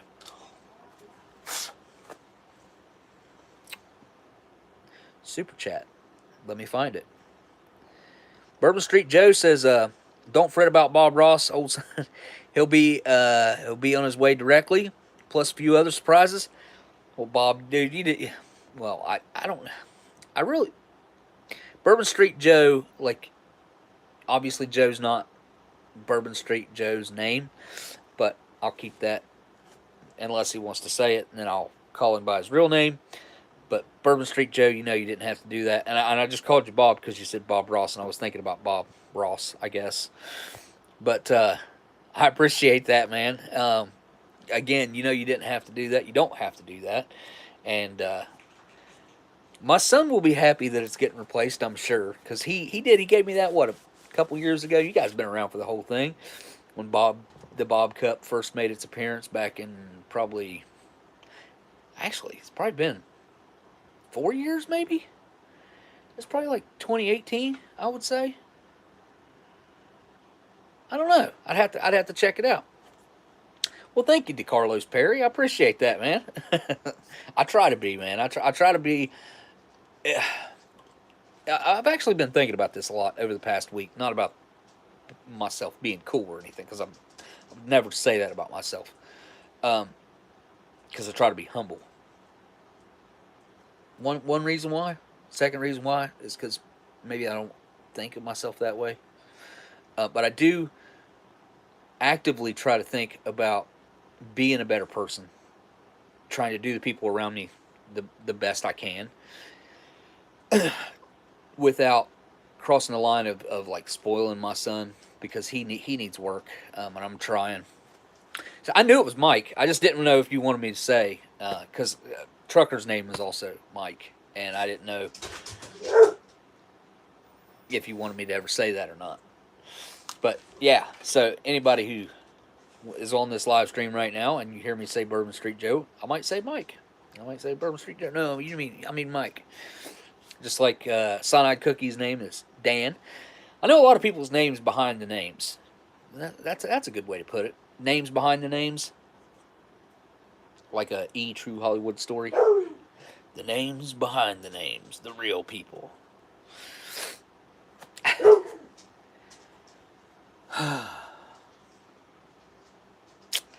I'm incredibly satisfied with the meal tonight. I was fully prepared for tonight to be rather boring. Anytime I do a 24-hour ration and I'm following up. By the way, huge thanks for that huge super chat. That was a $27.99 Canadian super chat, which I don't know what that breaks down to in American. Let me see if I can. It'll tell me. Let me go to super chat and see if it says. It does not. Super chat. Go to live chat. Yeah, live chat. But thank you. I appreciate that incredibly large Canadian super chat. Hey, there's Viper. What's up, man? Viper GTS is here. I get called Mike more than often. So that reminds me, this guy in town, which is now the mayor of my little town that I live in. He has kids that are the same age as my kids. They grew up together. They in the same classes. They were friends, kind of, for a while. But he used to call everybody Mike. Everybody. If you were a male, your name was Mike. Always called everybody Mike. It's kind of annoying, if you ask me. Like, just learn people's names, dude. Like, to this day, he doesn't know my name because he always called me Mike. Even though I coached his kids for, I don't know, or one of his kids. I coached one of his kids with my older son, and his younger son played same team, and I coached their team for probably, I don't know, I probably had him 4 or 5 years, and I bet you he couldn't tell you what my name is right now. If you went up to the guy, say, "Hey, what's that guy's name?" Well, I don't know. I don't know what his name is. I don't know. I've also thought about running for the mayor for my little town, just knocking on doors, not spending a dime on, you know, campaigning or printing flyers or any crap like that. Just legitimately um, going and knocking on doors and getting to know people. Oh, Bourbon Street Joe's also a patron. He'd been Bourbon Street Joe since before there was a real internet. Okay, well, I need to find out where that name came from then, because it's worth knowing. Obviously, there's got to be a story behind that. Daniel says Mayor Oldsmokey has a ring to it. Mayor Smokey, I don't know, maybe. Like I've been thinking about that, and I've thought actually I thought about it probably 10 years ago, because our town was in, I would call it, trouble 10 years ago. It still is today, and a lot of these things to me, looking in, seem simple. At least to start working towards fixing some of the problems that we have, like all of our roads falling apart. It's tearing my car up, not just my car, everybody's car that drives up and down these roads. All the side roads are falling apart, except maybe a couple, and I have theories on why those ones aren't. And it ain't that the residents are paying to upkeep them. I'd love to be the president, but I don't think I would do that job in a heartbeat, and I would take on every bit of that responsibility in a heartbeat. Um, I don't think I'm electable. I think I've got too much of a past that they could dig up, and uh, I guess it wouldn't be anything like what Trump had coming up. But Trump's also got billions of dollars, and I don't. I don't have money, so I don't have those things going for me. I don't have fame.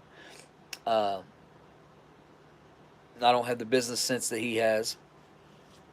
I don't know why I'm comparing myself to him, just because he's the most regular guy that's been president for a long time, and he's a billionaire.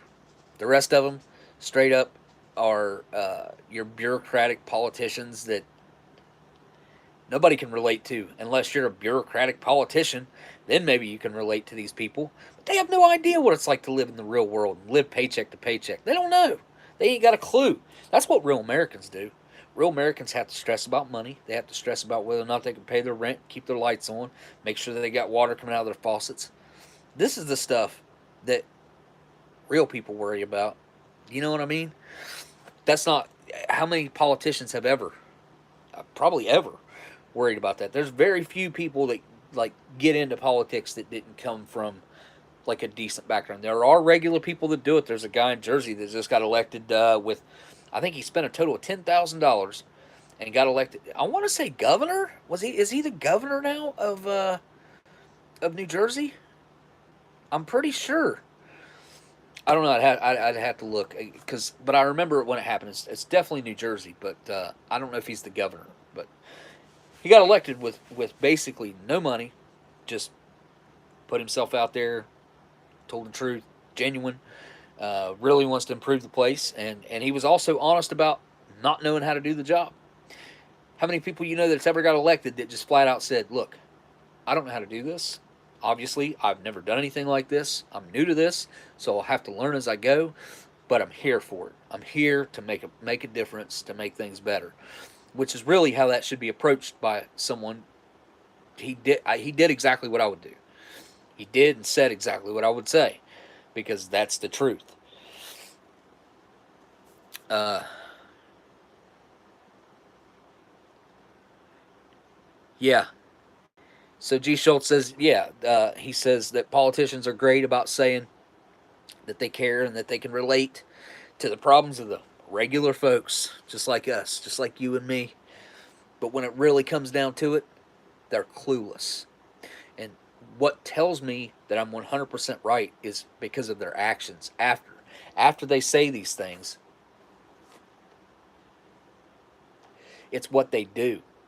They do things that no normal, tax-paying, hard-working American would do. They make decisions that don't make sense to a normal person that struggles through the life of being an American. Which, don't get me wrong, we got it better than probably all other places because of not just one thing, because of everything combined. Although a lot of those things have been changing and under attack and blah blah blah. Not to get weird and political about that, because maybe I will one of these days. Maybe I'll dive into that one of these days. But that's not what I'm here for.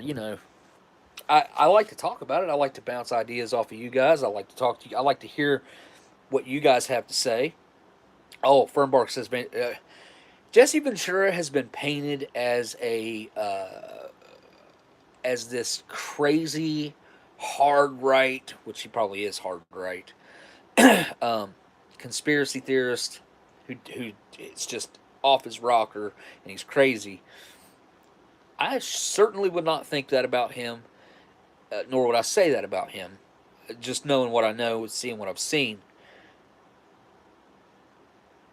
That being said, I think he sometimes has conversations with people that have a way too large a platform for him to be saying some of the things that he says. Although I do think he has been right more often than he's been wrong, just from what I've seen. But yeah, I actually kind of like the guy. I like stuff he said. I like stuff he's talked about. But like I said, he's been labeled as being a hard right conspiracy theorist. But here's the thing. This year, this is something that's been bothering me for the past week or so, and I've known about this for years. So they had that WHO meeting, the World Health Organization, like Davos, and you had Klaus Schwab up there and his German-speaking English, his German accent with English just sounding like a supervillain, wanting to start the Great Reset and all this crazy stuff. Legit crazy. Anybody who knows about what's really going on, it should freak you out. It should freak you out. They want you to own nothing and be happy about it. That's what they want. They want gas prices to be $10, $12 a gallon higher, honestly. And that's exactly what they're doing. Like, this is not a conspiracy. This is real. This is happening. So, but not just that.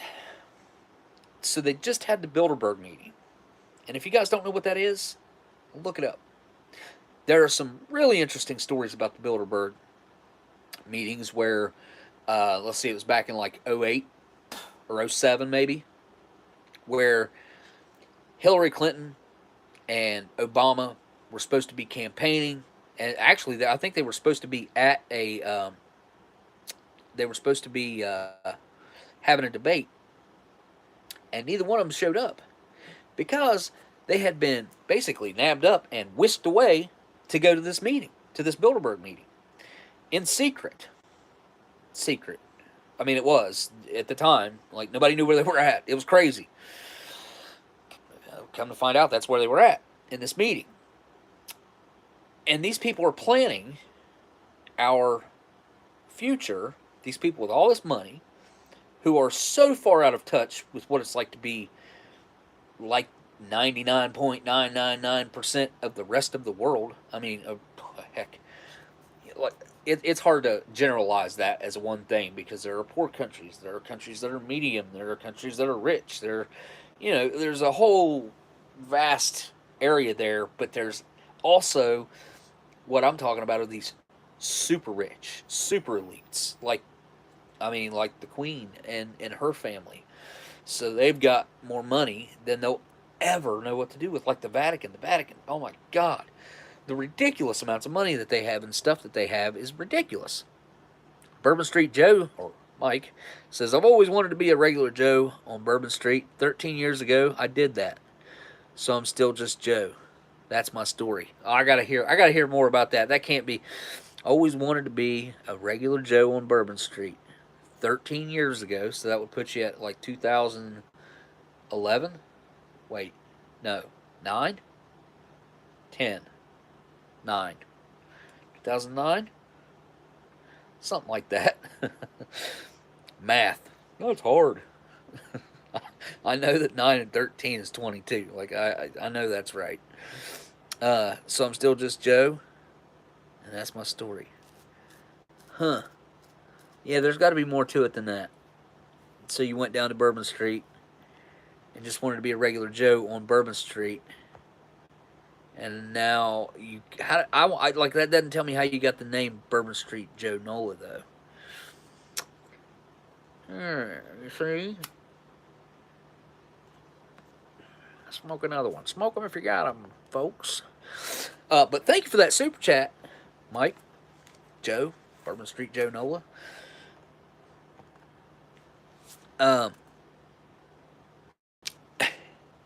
Weird thing just came into my mind. Like I start thinking about this live stream thing that I do here has involved a lot of people over the years. Like I've been doing this for years now and consistently, pretty much every Saturday.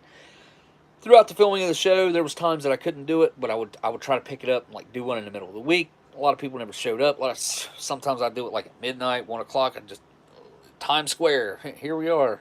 Just do something stupid, right?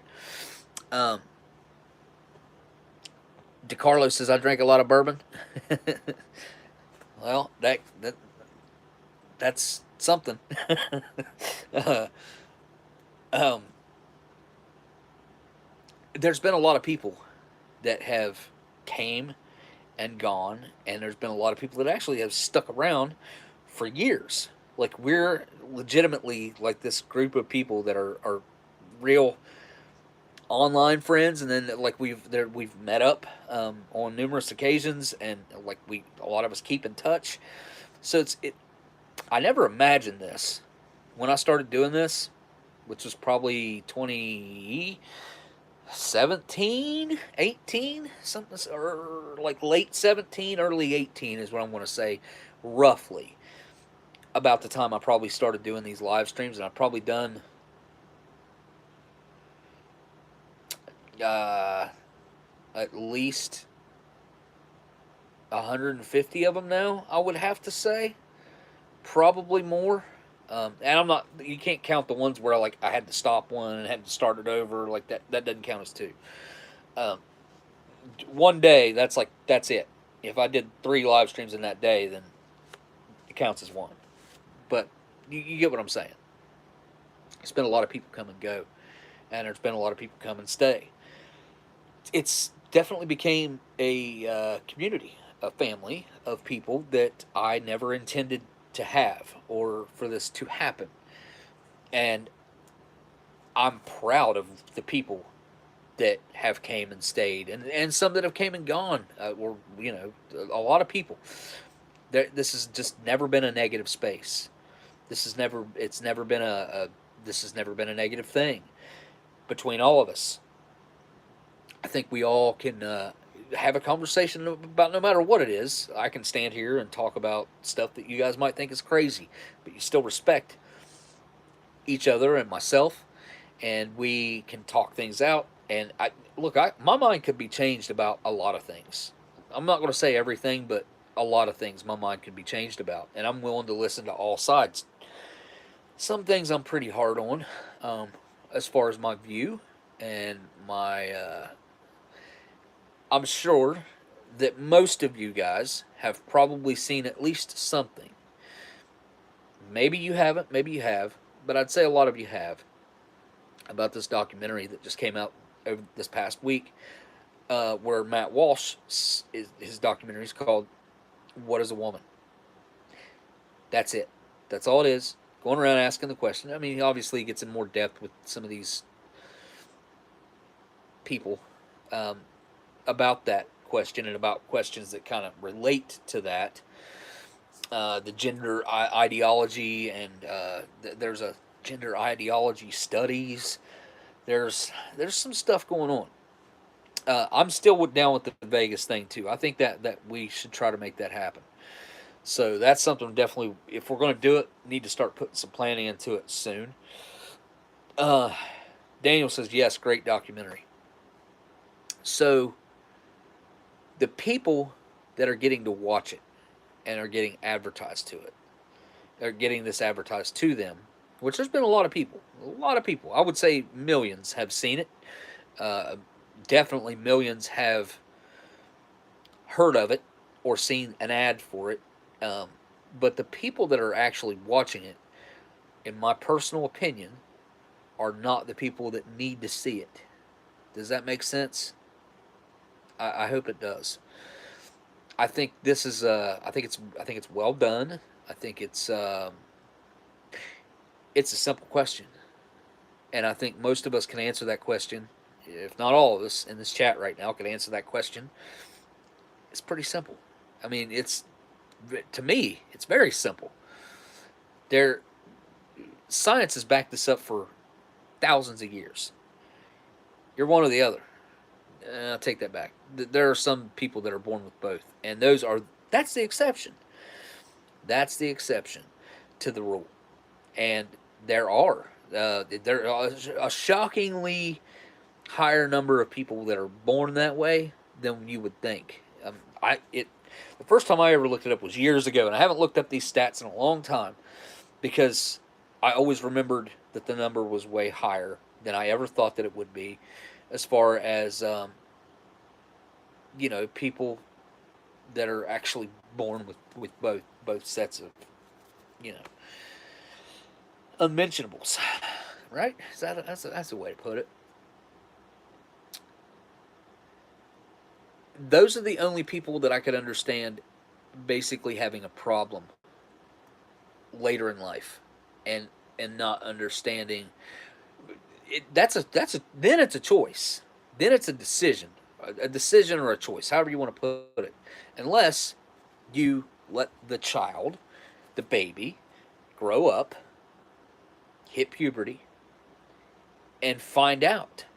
But you're still going to have to raise that child as one way or the other, kind of. You can't just be middle of the road until they hit puberty, and then like, okay, well, you're definitely a girl. Okay, nope, you're definitely a boy. You see what I mean?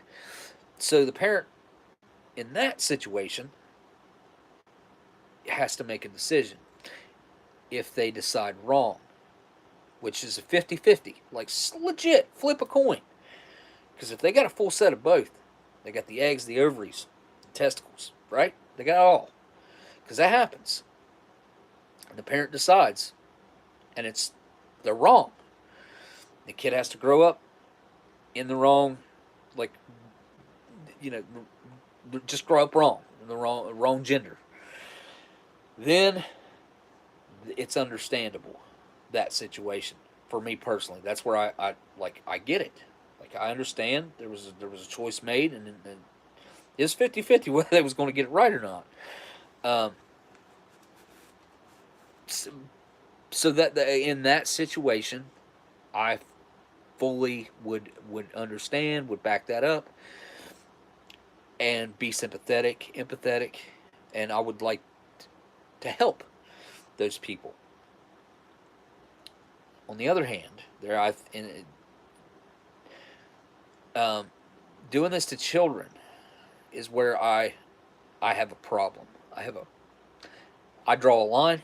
Remember me saying that a little bit ago, just a few minutes ago, where there are certain things that I don't bend on, that I won't change my mind about, that I won't ever understand, because there is no understanding that. I understand it. I don't agree with it. I disagree with it harshly. And that is giving children puberty blockers, which is the same thing that we give to sex criminals to chemically castrate them, which I found out that they were doing that on the documentary that Matt Walsh done. I didn't know that they were one and the same of what they were using. So I got a hard line on that. That's a hard no. Capital N, capital O, no. First of all, a child should never even know about anything like that. Ever. Children are undecided a lot of the times. I'm 40 years old. I'm almost 40, and I still don't know like half of what I'm doing or talking about, right? Like, I'm still confused at certain points, a lot of times. But a kid is. I remember what it was like to be a kid to a certain extent. I mean, we forget a lot of that because it's a feeling more than it is a thought and something you can remember. It's a feeling that you have. And if you feel confused about who you are, or you want to grow up and be Superman, or you want to grow up and be an astronaut, or you want to grow up and be the president of the United States, right? You got these lofty goals, right, as a kid. It's probably not going to happen. It's probably not going to happen. 99.99999999999 continuing for a long ways percent of the time, you're not going to grow up to be that.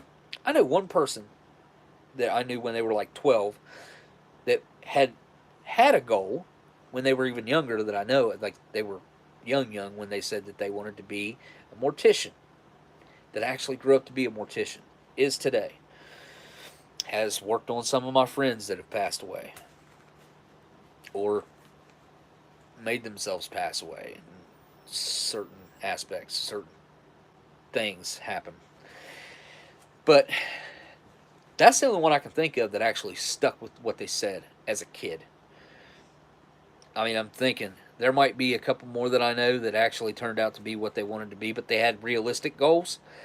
I want to be a mortician. That's something she could work towards. She ended up doing. I never really had a goal as a kid. Whenever I got to be like a teenager, I knew I wasn't going to college. I said that. I'll never go to college. I'm not that guy. And I said I'll work manual labor for the rest of my life. I'll work my fingers to the bones. That's what I'll do. That's what I know I'm good at. This is the kind of stuff I'll do. I got into welding, and I got, just doing stuff like that. And I did manual labor. Like, that's what I know. That's what I've done until I got hurt. Like, I worked 7 days a week, 12 hours a day, breaking my back for chump change. Legit, for chump change. That company that I worked for. Anyway, I'm off topic. My point was, you can't bring that in there with the kids. You can't give them a seed of influence. Because when you do that, it grows and it blossoms into this thing that we're seeing it happen right now. And then you nurture that and you think it's okay, or you give it Miracle Grow and you water it, like, which is what they're doing. It's what they're doing. It turns into this great big huge massive plant that now you can't control. Now you can't keep it under control. Kids are kids, man. Like, you got to let kids be kids. Kids haven't been able to just be kids, especially, let's say hardcore, especially since 2020, but it goes way back further than that. I mean, I think this really started like kids not being able to be kids, and parents being freaked out and afraid of them doing anything for the past 15 or 20 years. The era that I've been a parent. I've been a parent for 21 years. My son is 21 years old, just turned 21 on D-Day. So I've been a parent now for 21 years. I tried to give my kids freedom to let them go out and play, to let them do things that I done as a kid. But I also kept a pretty tight leash on them in certain aspects that I didn't have a leash on when I was a kid, that I felt discipline was needed, or just having rules and regulations to follow would be healthy. So I tried to find a healthy balance in between that, whereas, like, I'm not the type of parent. I'm not saying there's anything wrong with it, because I think there's actually a lot of benefit to keeping an eye on what your kids watch and what they're doing on the internet. I've never done that. I will say, I wish I would have. I wish I would have kept a tighter leash on that. I don't think it's really hurt my kids too much, but I do think it would have made a difference had I regulated some of their intake when it comes to things on the internet. And as far as TV shows and stuff go, I've never done that. Uh, I could see the benefit of following not exactly the guidelines of PG-13 and R and stuff like that. But I think I could make my own judgment call, and I think I let my kids watch anything and everything from the time that they were able to watch it. I never had any regulations on that. They watched what I watched. If I was sitting down watching something, they watched the same thing I watched.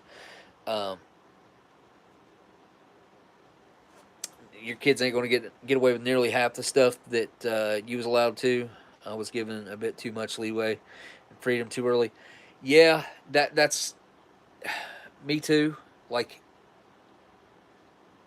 it's I don't know. Especially after I got my driver's license, like I was reckless. Not as far as like the driving, but as far as like life choices and what I was doing. I had too much freedom. I will say the same thing. And I did not let my kids get away with the things that I got away with. I did give them, I let them have too much freedom in certain aspects and not enough in others. Hindsight's 2020. If I could go back and change it, I would, but I can't. So I have to deal with where we're at now and what I've got going on now. So, oh, you got a car? What? Well, nope. Got a car 2 days ago. What'd you get, dude?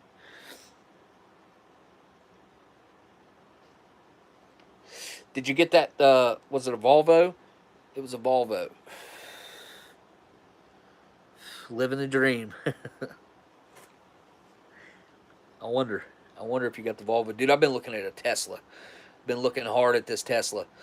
I've been looking hard at all kinds of stuff. This one guy I've been messaging. Let me pull it up and I'll show you guys. This Camaro. I think I might actually end up going and getting this thing because he only lives 4 hours away from me, and the price is better than right. Like, it's real. The price is really good. And he messaged me on eBay, and I haven't gotten back to him. He told me to message him on Instagram, so I did, because he said something about eBay communications, because it ended, the car sold, and the buyer didn't come through, which I had a feeling would happen. And he offered the car up to me for $6,000, and it's a car that I had in high school. It's I'm not going to call it my dream car anymore, but at one point it was my dream car. Like, at one point this was the car I wanted, except it doesn't have T-tops. Because this is a true L98 car, it does not have the T-tops, so here we go.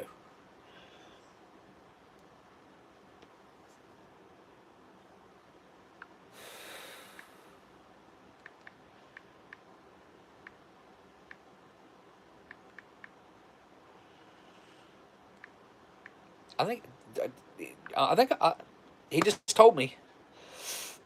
I think this is actually from today or yesterday. Wait, he gave me his number. Okay, so I've got to message him. Let me show you all the car. First of all, like I said, it's not a T-top car, which is what I want. But this'll do. This'll do. I can manage with this. Let me turn my brightness up here. All right. Flip the camera. Turn the light out. Boom. Let's go through the pictures.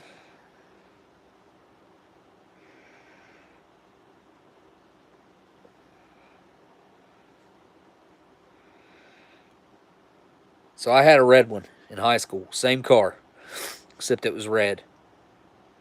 This is obviously white with red stripes. Same wheels. My interior was gray, though. But you can tell this car's been taken care of because the bolsters right here are always bad. They always got a hole in them. They're always rubbed through because the way you get in and out of these cars is kind of, you like roll out and you put your hand right there to get out. You put your hand right there and kind of press yourself up out of the car, and they all wear out right there on that bolster. And this one is not. And not one crack on that dash. A little bit, looks like it's a little bit heat stressed down here, but there's still, well, there might actually be a little tiny hairline crack right there. Look, there is a little crack right there, but that is nothing. That is nothing compared to what they typically look like in the back seat, under the hood. Nice and clean under the hood, tune port. This is not like some crazy, like, cool car or anything. It's just it's cool. It's cool to me. You know what I mean? Like, I like it. And these cars typically, a car like this is going for 10 to 15 grand in this kind of shape. Although, like I said, it's not T-top. That kind of hurts it in my opinion. But it's all there, and it runs great. The guy drove it as a daily driver. It's got 123,000 on it, I think, which, this is a 92. So this thing's, what, 30 years old now?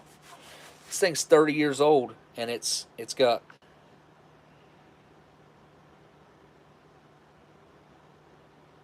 not that many miles. There's no way that's right. Yeah, it said something different in the description. But yeah, it's a true Z03 LB9 Heritage Edition. It's a great driver. It's had at one point it's been fully repainted, and the guy that has it now has had the car for over 5 years. I don't know exactly how long. It's been lowered, so yeah. T-tops need to make a comeback. I love T-tops. Like, I freaking loved the T-tops that I had. I love popping the T-tops out like that.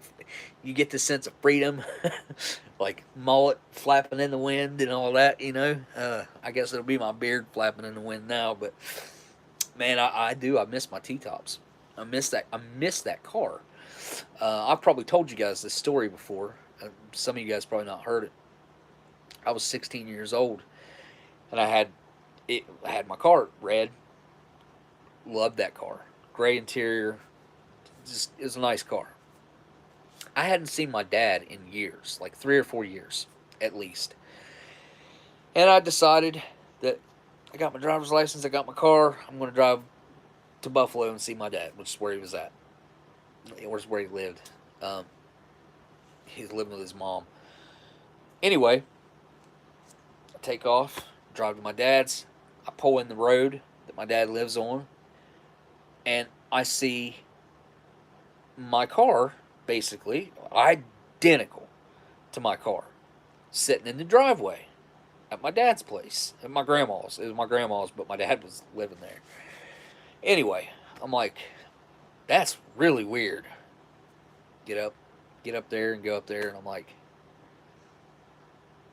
this is just freaky.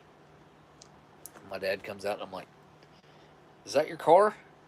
He's like, yeah, it's my car. He just brought it back from Florida, and when he was driving it back, they were cutting grass with one of those, like, those like arm things.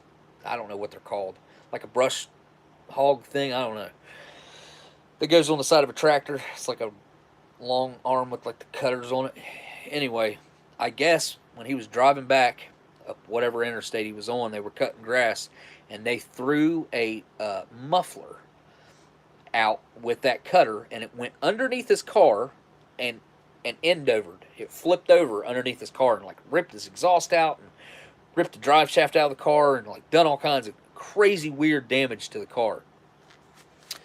Well, he was stuck where that happened at, and obviously the state paid. They immediately said that they paid for it. They didn't try to fight it or anything because the guy that was in the tractor saw it happen. It was his fault. Anyway, so they fixed my dad's car, and then he had just gotten back with it from because he was living down in Florida with some lady, and he just got back to the house with it like within the past week. And he said it was still wasn't right. It was all messed up, and but we had identical cars. Me and my dad had identical cars, except his wasn't T-top and mine was. His was red, mine was red. Same interior, same wheels, same everything. It was a Heritage Edition, same thing. Um, it was just really weird that me and my dad had the same exact car. Like I still don't know how that ended up happening. I don't know why he ended up like I kind of like to know how or why he came about buying that car. For me, it wasn't that I was seeking out a Camaro, a red Camaro. It wasn't that. It was I just kind of it the situation that presented itself to me to buy that car is how I ended up with it. I don't know how my dad ended up with it. Anyways, I got off topic there. I need to go back and see what ruler Yak got, because I'm sure he told me.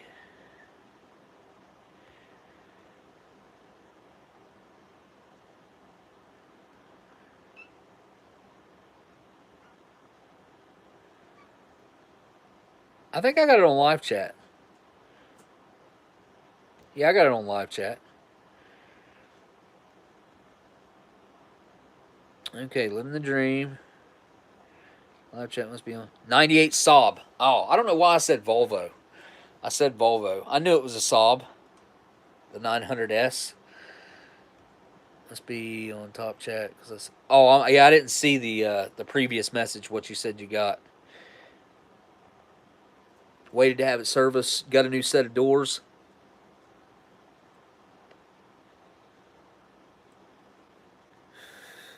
Here's to hoping its magnet powers were in the old doors. Yeah, because you got hit when you test drove it. A Pacifica. That's what Steve used to have. Steve used to have a Chrysler Pacifica. He said he hated it. I don't know. I like the Pacificas. I especially like the new ones that are like the mini minivans. They're like the scaled down version of a Chrysler Town and Country or a, yeah, they're Chryslers. Yeah, yeah. I like them. I'm drunk. I meant 2021. Wait, 20. Oh, so you wait, DeCarlos. Yes, so you got a Pacifica. I like the Pacificas, man. I especially like the higher trim level ones with like the obviously the leather seats, and they got the TVs, and I kind of I dig them, man. I think they have blue lighting on the inside of them too, if I'm not mistaken.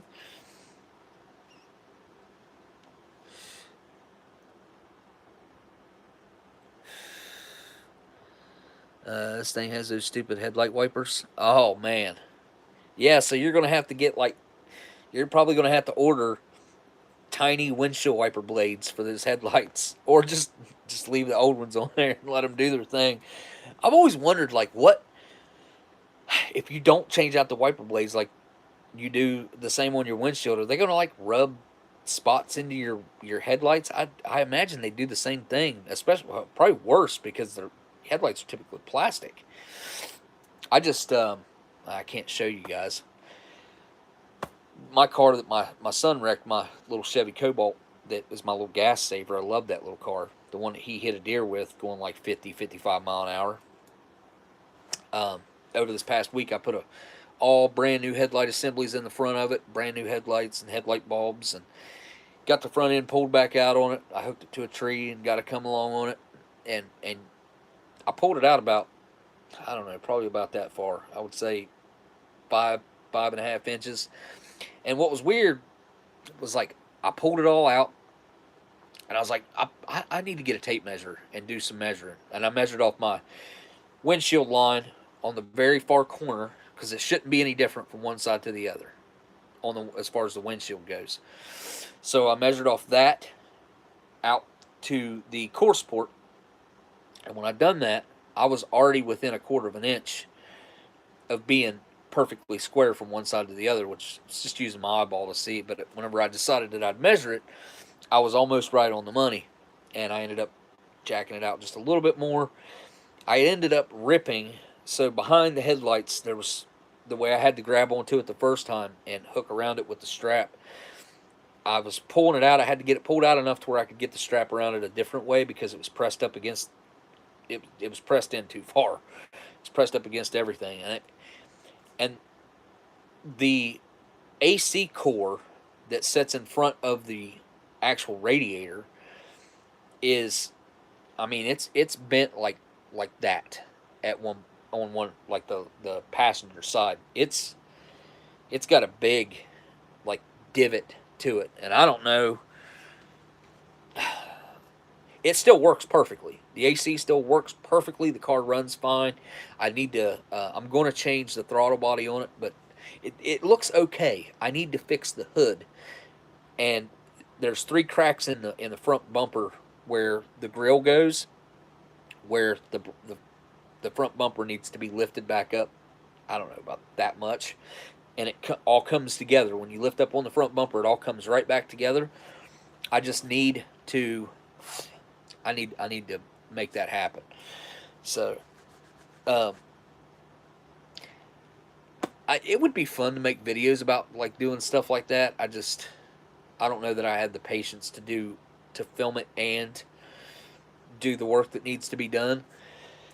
So, and I had my son. I the point was he had to help.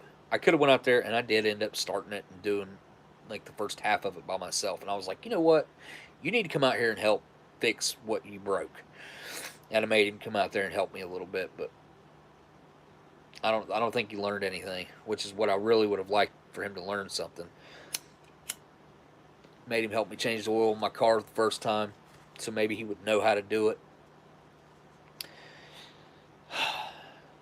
My frustration runs deep with that one.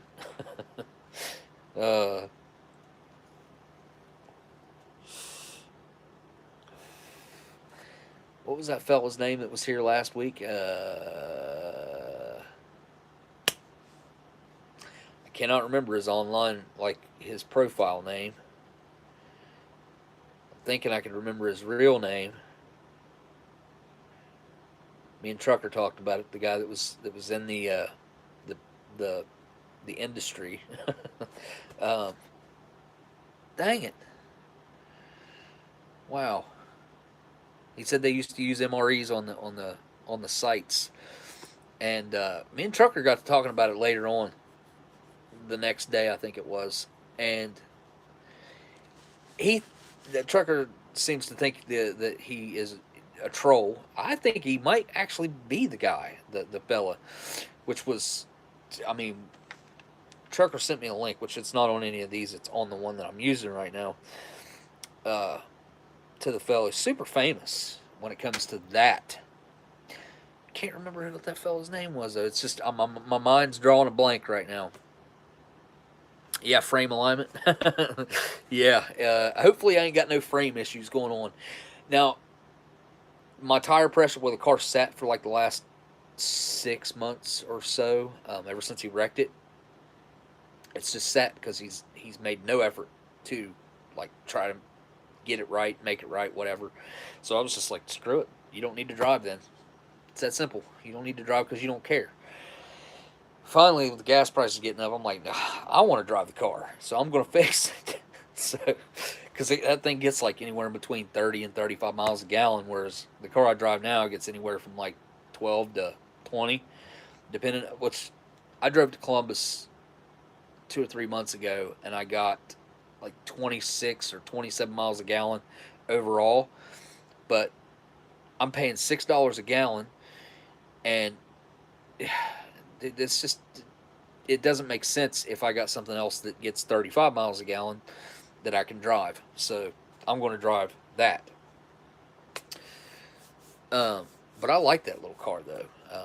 I paid $1,750 for that car, and it's been a good one. It's been a good one.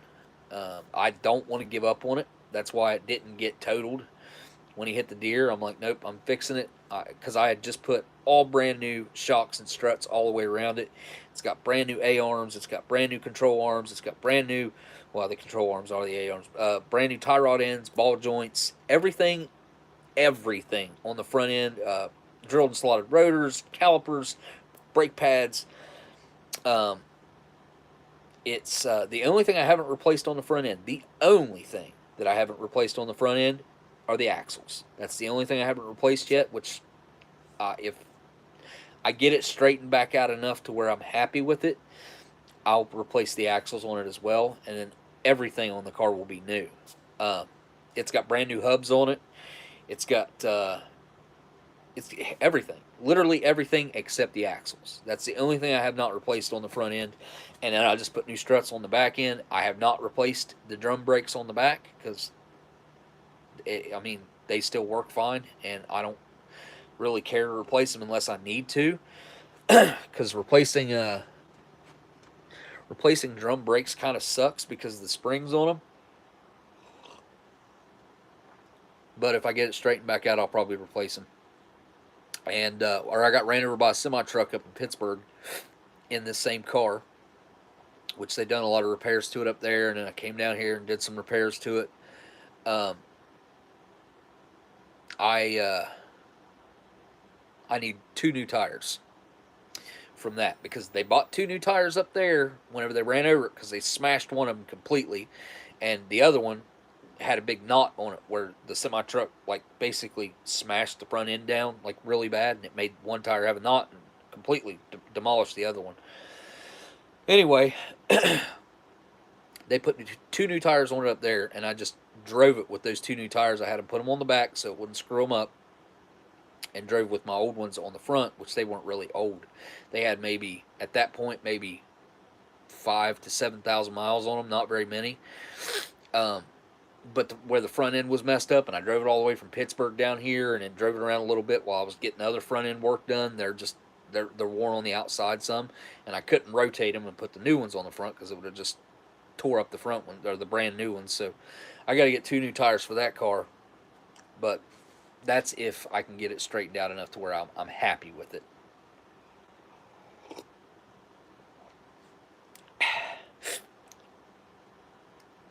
First car was a '68 Mustang Coupe.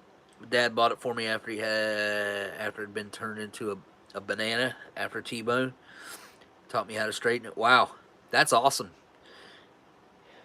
I'll bet you got pictures of that too. I don't have any pictures of my Camaro, my old Camaro. I don't have any pictures of none of my old cars. I had a really nice '87 Fiero GT. I know it's a weak, super weak car. Had what, a 2.8 in it? I think it had a 2.8 liter in it, I think. 5-speed, black, had the black honeycomb rims on it. It was a good looking little Fiero. I mean, the Fieros have grown more on me over the years, and I love the ones that people drop LSs in the back of them. I would love to drive one of those and see what that feels like, because I imagine it would be violent. I had an '87 Z28. It was silver, and it was actually called Oldsmokey. Had a 4-inch cowl induction hood. It had 202 Moroso heads. It was like 10.5, 11 to 1 compression. Like I had to run jet fuel in it. And oh god, it smelled so good. But that car, back then, we estimated it had like, I think it was put on a dyno before I had it, and it was said that it had about 450 horsepower to the wheels, to the rear tires, which I believe that. But it had street tires on it, skinnies on the front, little fatters on the back. You know, like I wasn't a huge fan of that, but it would pop a wheelie over a beer bottle with street tires on it. It got enough traction, but that car had true 3-inch headers, 3-inch exhaust all the way back, Flowmasters with turn downs. That car, it sounded like a NASCAR. I would go out and start it up in the morning and come back in because I drove to school every day. And it was a pretty good drive for me to drive to school because I drove to Ohio. But I would start it up and come back in the house, and it would rumble me back to sleep. Like, it would vibrate me back to sleep in the house. That car was mean. I remember one morning driving to school, and I was going down. It was a straight stretch that's on the way down past the there's like a concrete block place and a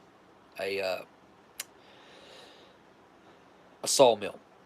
Anyways, there's a straight stretch right there, and this lady, she was going like, I don't know, like 48, 50 miles an hour, and I wasn't having none of it. I was a teenager. I'm in a hurry. I'm going to school, and we're cruising down the road, and I go out to pass her, and that car, like, it was a little bit delayed on the 4-barrel, the way it would kick in. And as I went out around her to pass her and kicked down on it, it broke loose. And my rear end went towards her, and you couldn't have stuck a dime in between my rear quarter panel and her driver's side mirror. And I looked over, and her eyes were that big around. And I was scared too, because I'm trying to control the car, and I'm looking over, like, thinking I'm going to hit her, because it felt like I was going to hit her.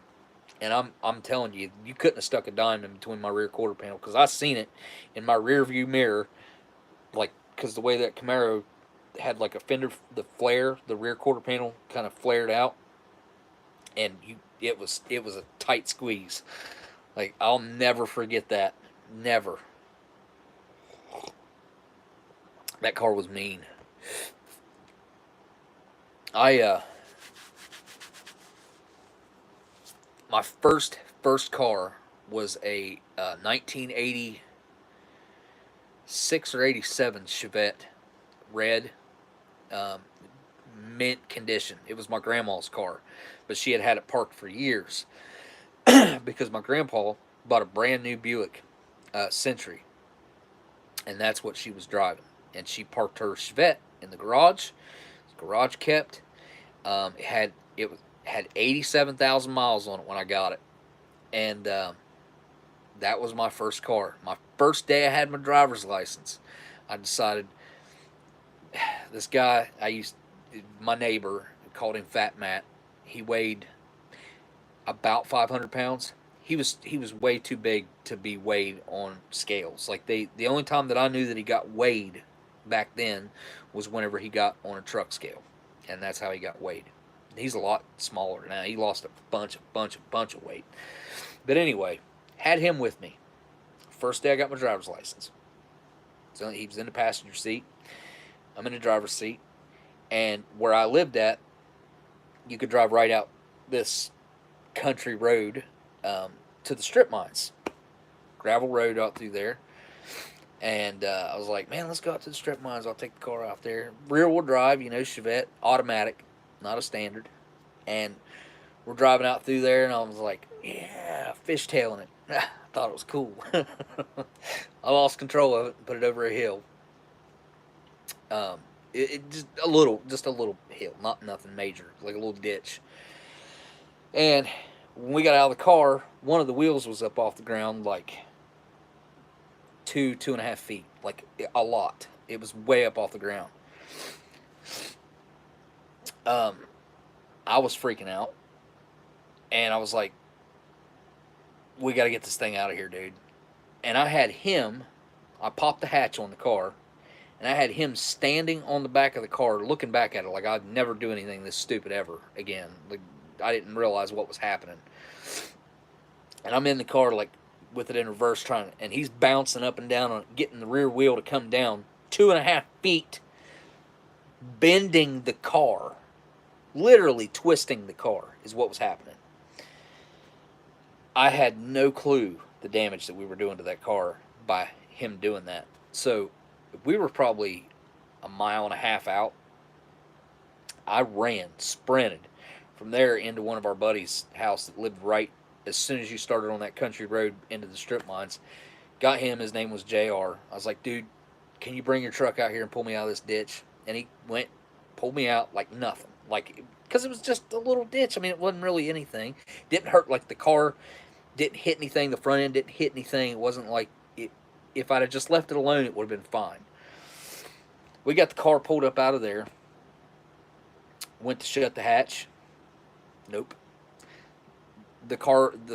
We legit bent the car. Like, bent the car, twisted the car so badly that the hatch would not close.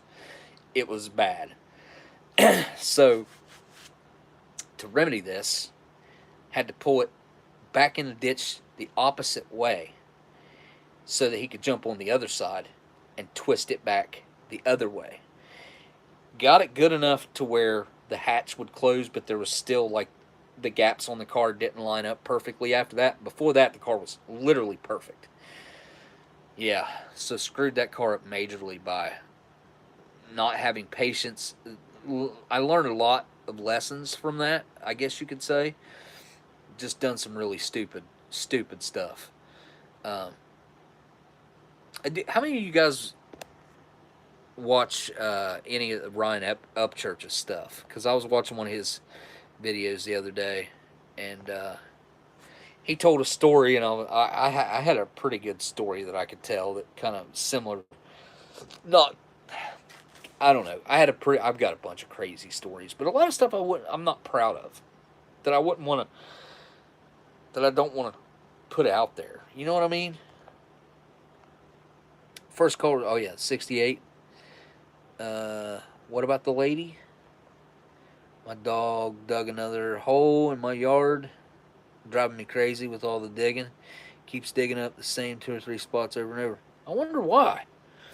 I wonder what he's doing, Daniel. I feel like when dogs do something like that, like they're doing that for a reason, or it's a nervous thing. Maybe they got a nerve issue. Really, man. Oh yeah, you used to have a Chevette 86, so yours was a year. I think yours was a year older than mine. I'm almost positive mine was an 87 with 87,000 miles. Same thing with that Fiero that I got, which was like mint because I knew the guy that had it for years. And I ended up trading him. What the hell did I trade him for? I can't remember.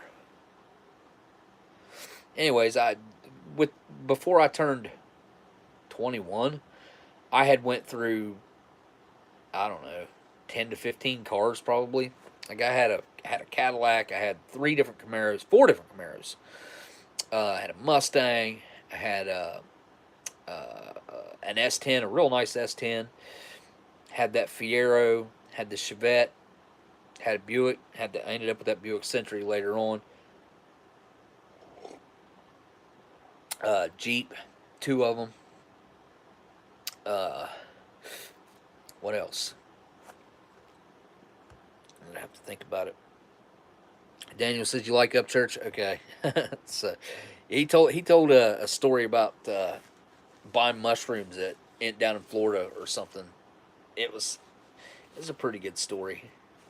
I'd like to tell the story of this guy. Well, there was 4 of us working together, and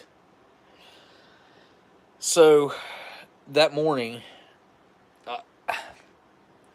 I used to work on the road. Let me start this off by saying I used to work on the road when I was young. I started when I was 17, right out of high school. I was literally 17. I shouldn't have been working. Actually, I was working illegally.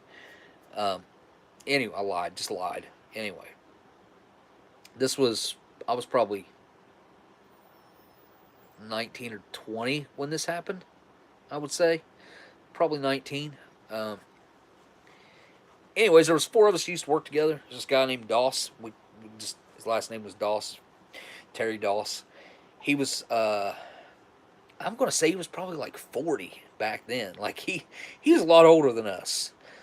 And then this other guy, his name was Rod, and he was older than me as well by probably 4 or 5 years. Like he probably graduated high school about the time like I was coming in. Oh, which I don't know that he graduated high school. I'm not 100% sure on that one. Anyways, then there was my best friend that took me out on the road, Carlet, and he was a year older than me, I think. I'm pretty sure he was a year older than me. He might have been a year younger than me. I don't know. I can't remember. I think he was a year older than me. Yeah, he had to be. Anyway, it was us 4 working together, and we were in Hazleton, Pennsylvania. I don't know how familiar, the Poconos, more or less. Anyways, we'd been on this job working for a while, and we were there from the ground up, like literally nothing there at all, to at the point we were at, the story takes place, there was a huge, large metal frame building, but there was no floor. It was all dirt still. But we were running conduit in the ceiling for what would in the future be a bunch of there would end up being a bunch of conveyors in there, rollers, conveyor belts, electric motors, stuff like that. It was going to be a warehouse, a distribution facility for I want to say it was a Michaels or something like that, like a like a craft place or whatever, I think is what, but it's huge. Anyway, so we had been there for a while. I'm going to say 3 to 6 months. I don't know. My grasp on time is not that great as far as 3 to 6 months. From nothing to having a huge building and a whole lot more people there. And we were working for a company called, I think it was Miller Romanoff, is who we were working for. The boss's name was Bob. And I think he had a wooden leg, if I'm not mistaken, because he walked with a really, really crazy limp. Anyway, so we're normal, everyday stuff, right? Like getting up to go to work. We had a routine that we followed every day. When we'd get up, we'd all get together.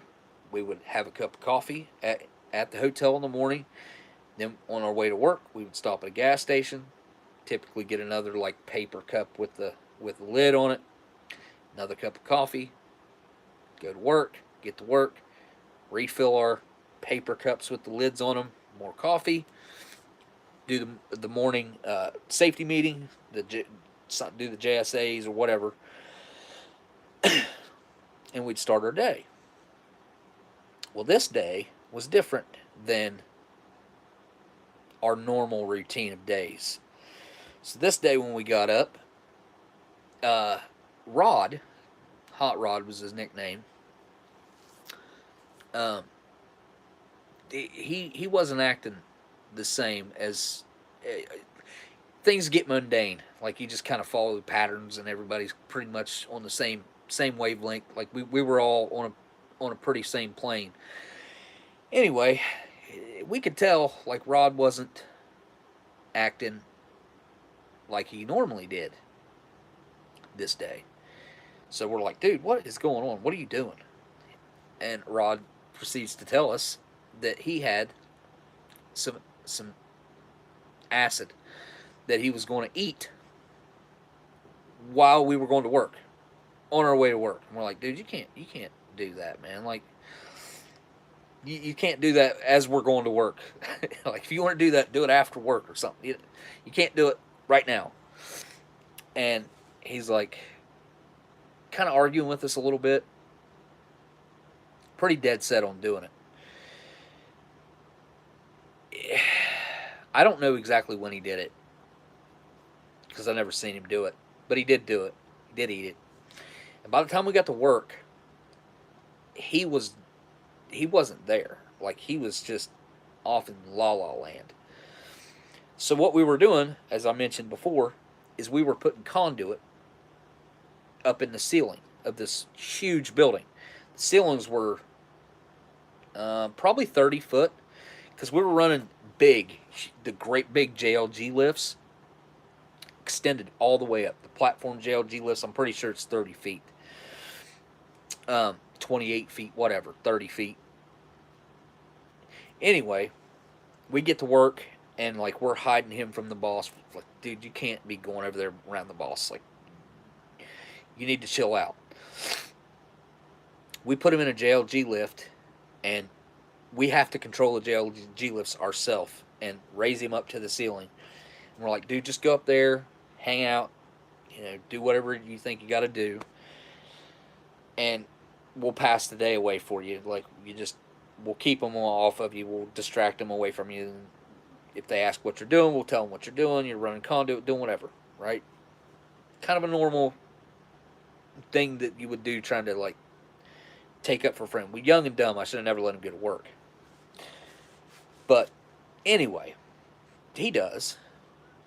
Makes it through half the day, and it becomes lunch. It's lunchtime now, and it's time to go to lunch. And I think we got an hour. Must have got an hour, because we had time to go to town, eat, and come back. Well, Rod, we bring him down out of the JLG lift at lunchtime, and he's like, I'm not hungry.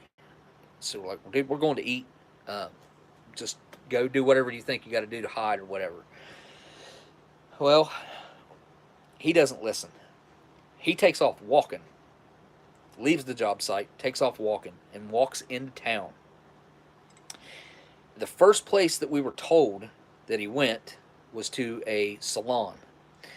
And he walks into the salon. I get this is their story. This is what we heard from the cops and everything afterwards. That he walked in there, and that I guess he was like walking around, looking at people, and picking up their scissors and looking at them and putting them back in like the liquid stuff. And he was picking that up and walking. And he told the ladies that he wanted to have his hair bleached with frosted tips. And they did it.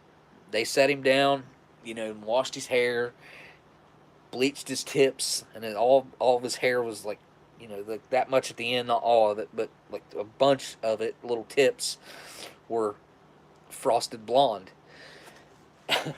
Anyway, he gets up from having his hair frosted and pays the lady. Then he walks next door into a shoe store and goes into the shoe store, walks around acting all weird. From what they tell us, we don't know exactly what all he done, other than he sat down and took off his boots and put on a brand new pair of Rockies in their store, laced them up. Rod used to wear his boots a lot of times unlaced. Like, as soon as we get off work, they'd be unlaced.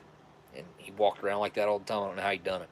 Anyway, laced them up, just walked out of the store with them on. Left his old boots sitting right there on the shelf where he picked up the new ones from. Walked out of there, walked back into the salon, I guess, and started unplugging their clippers and rolling them up, stuck them in his pocket. Went and stole like their scissors, put them in his pocket. Whenever the blue, germicide stuff that they disinfect their combs and stuff in, grabbed that jar of stuff and was walking out with it. Like all their stuff in his pockets, right in front of him. Like he wasn't hiding it. And I guess as he was walking out, that's when the cops, the people at the shoe store called the cops on him. The salon didn't to begin with, but they were there to get him as soon as he come out of the salon. And he had to give all that stuff back out of his pockets, obviously. And they put him in the back of the cop car, and he never told them what he was on or what he was doing. But they put him in the back of the cop car, took him to the jail, processed him through, stripped him down, all of his stuff, whatever, logged it into however they do that. And when he got out of jail, he walked out of there with a brand new pair of Rockies on his feet that he had gotten in that shoe store. Which I don't know how they missed that. I don't know how, because I'm sure that's the reason that the shoe store called the cops on him. I would think that was the reason that they called the cops on him in the first place. But nope, he had a brand new pair of Rockies when he walked out of jail, which I think that ended up costing him like $1,200 or something just that day. It was crazy. That was a crazy day. And the thing was, we went to lunch and come back from lunch, and Rod was gone. Like, we couldn't find him nowhere. So that we were worried, to say the least. And it wasn't the end of the day, but it was after we had our break, our afternoon, after lunch break. Because we'd have a break, and then we'd have lunch, and we'd have another break. Usually work 10 hours, I think, is what we were probably working. Maybe 12. Anyway, it was after we had that second break that Carlett got a call, because I don't know if he just remembered his number or how that worked. Got a call and that's how we found out that Rod was in jail. It was that was a pretty crazy day. I would highly advise against doing something like that. If you ever have that thought on your mind to do something like he done, just wait till the end of the day or something. Maybe, I don't know, or don't do it at all. I don't know. I know there are or can be maybe benefits to doing something like that for people with like PTSD, like I had, or people with depression, especially like mushrooms, I think is what they use, or whatever that stuff Joe Rogan talks about all the time. There's a lot of studies going into that stuff now, that there can be ways to use it properly or somewhat properly or under medical supervision or whatever. So there's probably ways to do that nowadays where it can be beneficial. But back then, and what he was doing was not for that reason. It was just he was just taking some acid and going to work, and it did not turn out good for him. I don't know what could have been going through his head. Mm. I've heard that the ketamine can be highly beneficial.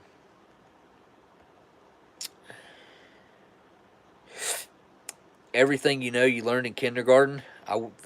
Maybe, maybe. I think it's the antsy smelling in the dirt. Really? Which I know ants have a. They do emit an odor that's quite strong. So I mean, I guess that's possible. And I've never ate live ants before. I've heard that there's some ants that taste pretty good, like kind of like citrusy, and they're tasty. But I personally have never went down that road. Not to say that I wouldn't. For a while was cocaine. That would actually help calm my head. Really? Wow. In small doses. Huh. So it sounds like maybe you probably had ADD, because I'm pretty sure that yes, ADD meds, Ritalin, Adderall, that does similar stuff. I didn't know. I don't know if this just happened recently, but I just saw it recently that Elon Musk tweeted out. Must have been after he purchased Twitter, so it must be recent, that his next move was he was going to buy Coca-Cola and put the Coke back in. And that was the most liked tweet ever on Twitter. And so it's funny because his response was, or it was someone's response was, well, now I understand how, my great-grandma and my grandma and them would talk about being able to walk to school 30 miles in the snow uphill because they were drinking a Coca-Cola. Like, it was just it was a funny response. I like that. And he's like, Americans know what they want. Like, they want the Coke back in Coca-Cola.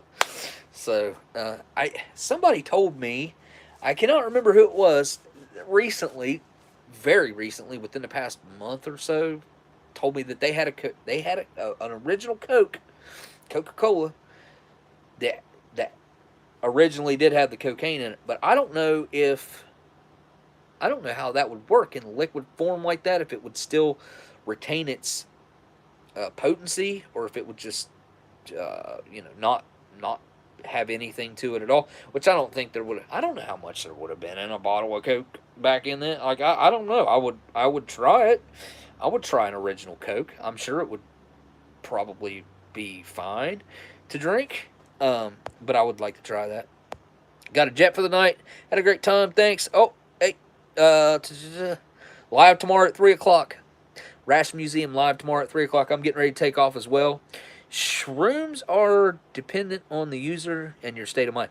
Yes, Ben, I agree. The way I understand that is you kind of need a shaman, or I guess you call it a shaman, or someone who knows what. Just let's put it to someone who knows what the hell they're doing, who can guide you through that experience. That way you're not just kind of left to your own devices. So, but yes, tomorrow, Ration Museum guys, show up there. We'll hang out there again tomorrow. It's kind of like this family thing I said we've been doing, this group thing, kind of extends over into there. I've been looking for some new rations and stuff. Like, there just really hasn't been anything out there. A few things I've missed out on that I've been kicking myself over.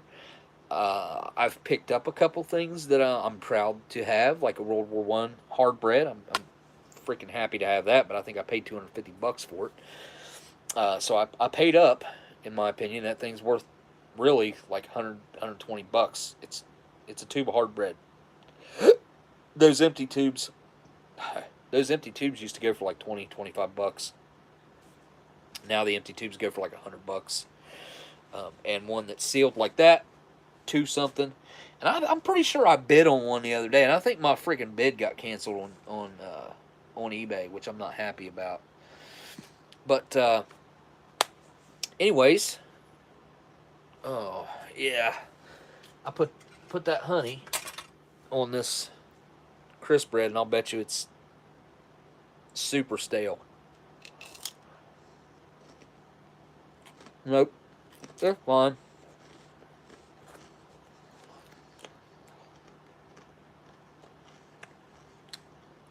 I could see that, Daniel. Which I'm sure that's probably similar to what Novocaine is, right?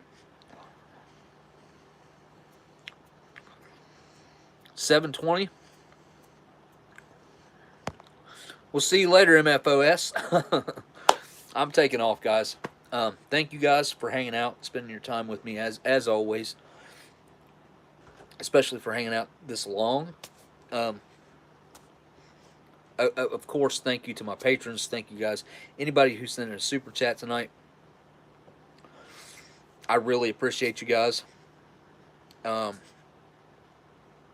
will definitely see you guys in a week.